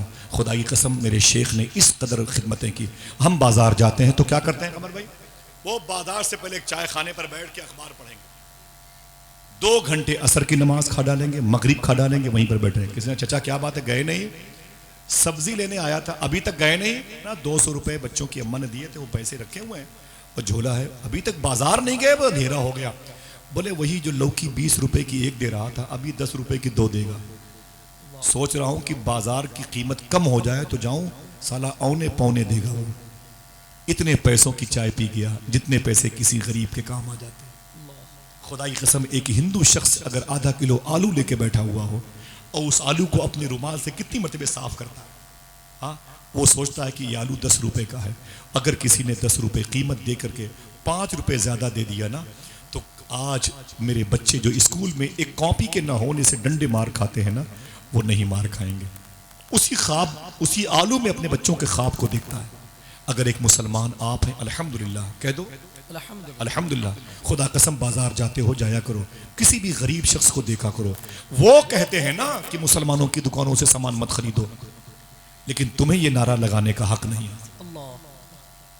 कोई कुछ भी कहे कि मुसलमानों की दुकानों से सामान नहीं खरीद सकते, लेकिन मुसलमानों को नारा वही लगाना है, हमें हर गरीब शख्स की दुकान से सामान खरीदना है, चाहे वो हिंदू हो चाहे मुसलमान हो। इंशाअल्लाह बोलना, इंशाअल्लाह। ये सिस्टम गरीब नवाज का है, तब ने 90 लाख लोगों को कलमा पढ़ाया। वाह वाह। अजमेर शरीफ में कोई हिंदू लड़की जवान होती तो उसकी शादी की फिक्र उसके बाप से ज्यादा गरीब नवाज को रहा करती थी। क्या कहना? समझ रहे हैं आप अगर बाजार चले जाएं, आलू बेचने वाले भाई, आलू कितने का है? ये पूरा जो है ना 10 रुपए का है। आप उसको खुशी में बोले कि ये 10 रुपए तो आलू के हैं, आप गरीब हैं, देर से बैठे हुए हैं, मैं चाहता हूं कि आप 10 रुपए मेरी तरफ से लेके चाय पी लीजिएगा। खुदा की कसम, वो तुम्हें नहीं जानता, लेकिन दिल कहे तो बोलना, तुम्हारे नबी को जानता है। क्या कहना? जब 10 रुपए ज्यादा लेके अपने घर में जाएगा तो बच्चे बोलेंगे, अब्बू ये कॉपी के पैसे कहाँ से मिल गए? अब्बू ये जो गुलैया आपने खरीदी है, ये जो मिठाई खरीदी कहाँ से? तो वो कहेगा, एक मुसलमान मिला था, क्या कहना? एक नबी का कलमा पढ़ने वाला मिला था, जिसकी वजह से आज मेरे झोले में ये सामान भरा हुआ। साहिबो, अगर खिला के खाओगे तो बीमार नहीं होगे, दिखा के खाओगे हमेशा दवाइयाँ खाने के बाद खाने की नौबत आएगी। दुआ करो हम सब हुजूर सैयदना शेख अब्दुल कादिर जिलानी के उसवे हसना पे चलने वाले शामिल हो जाएं। आमीन कहते हैं। अभी या इससे पहले कोई बात शरा के खिलाफ मेरी ज़बान से निकली हो, मैं तौबा करता हूँ। अस्तग़फिरुल्लाह कुल्ल ज़ुनूबी या सत्तारो या गफ़्फ़ार बिहक़्क़ि हज़रत मुहम्मद मुस्तफ़ा सल्लल्लाहु अलैहि वसल्लम। मैं अपने चचा से नहीं, आप में से कहता हूँ, गुफ्तगू ख़त्म हो गई। कोई है जो एक नारा लगा दे खड़े होके? ये कौन लोग बैठे हैं भाई? कोई है इतनी बड़ी महफिल में? एक नारा कोई लगा सकता है मोहब्बत के साथ? माशाअल्लाह, जरा हाथों को उठा के जवाब दीजिए। सब लोग अपने हाथों को उठा के जवाब दिए। माशाअल्लाह, जिंदाबाद।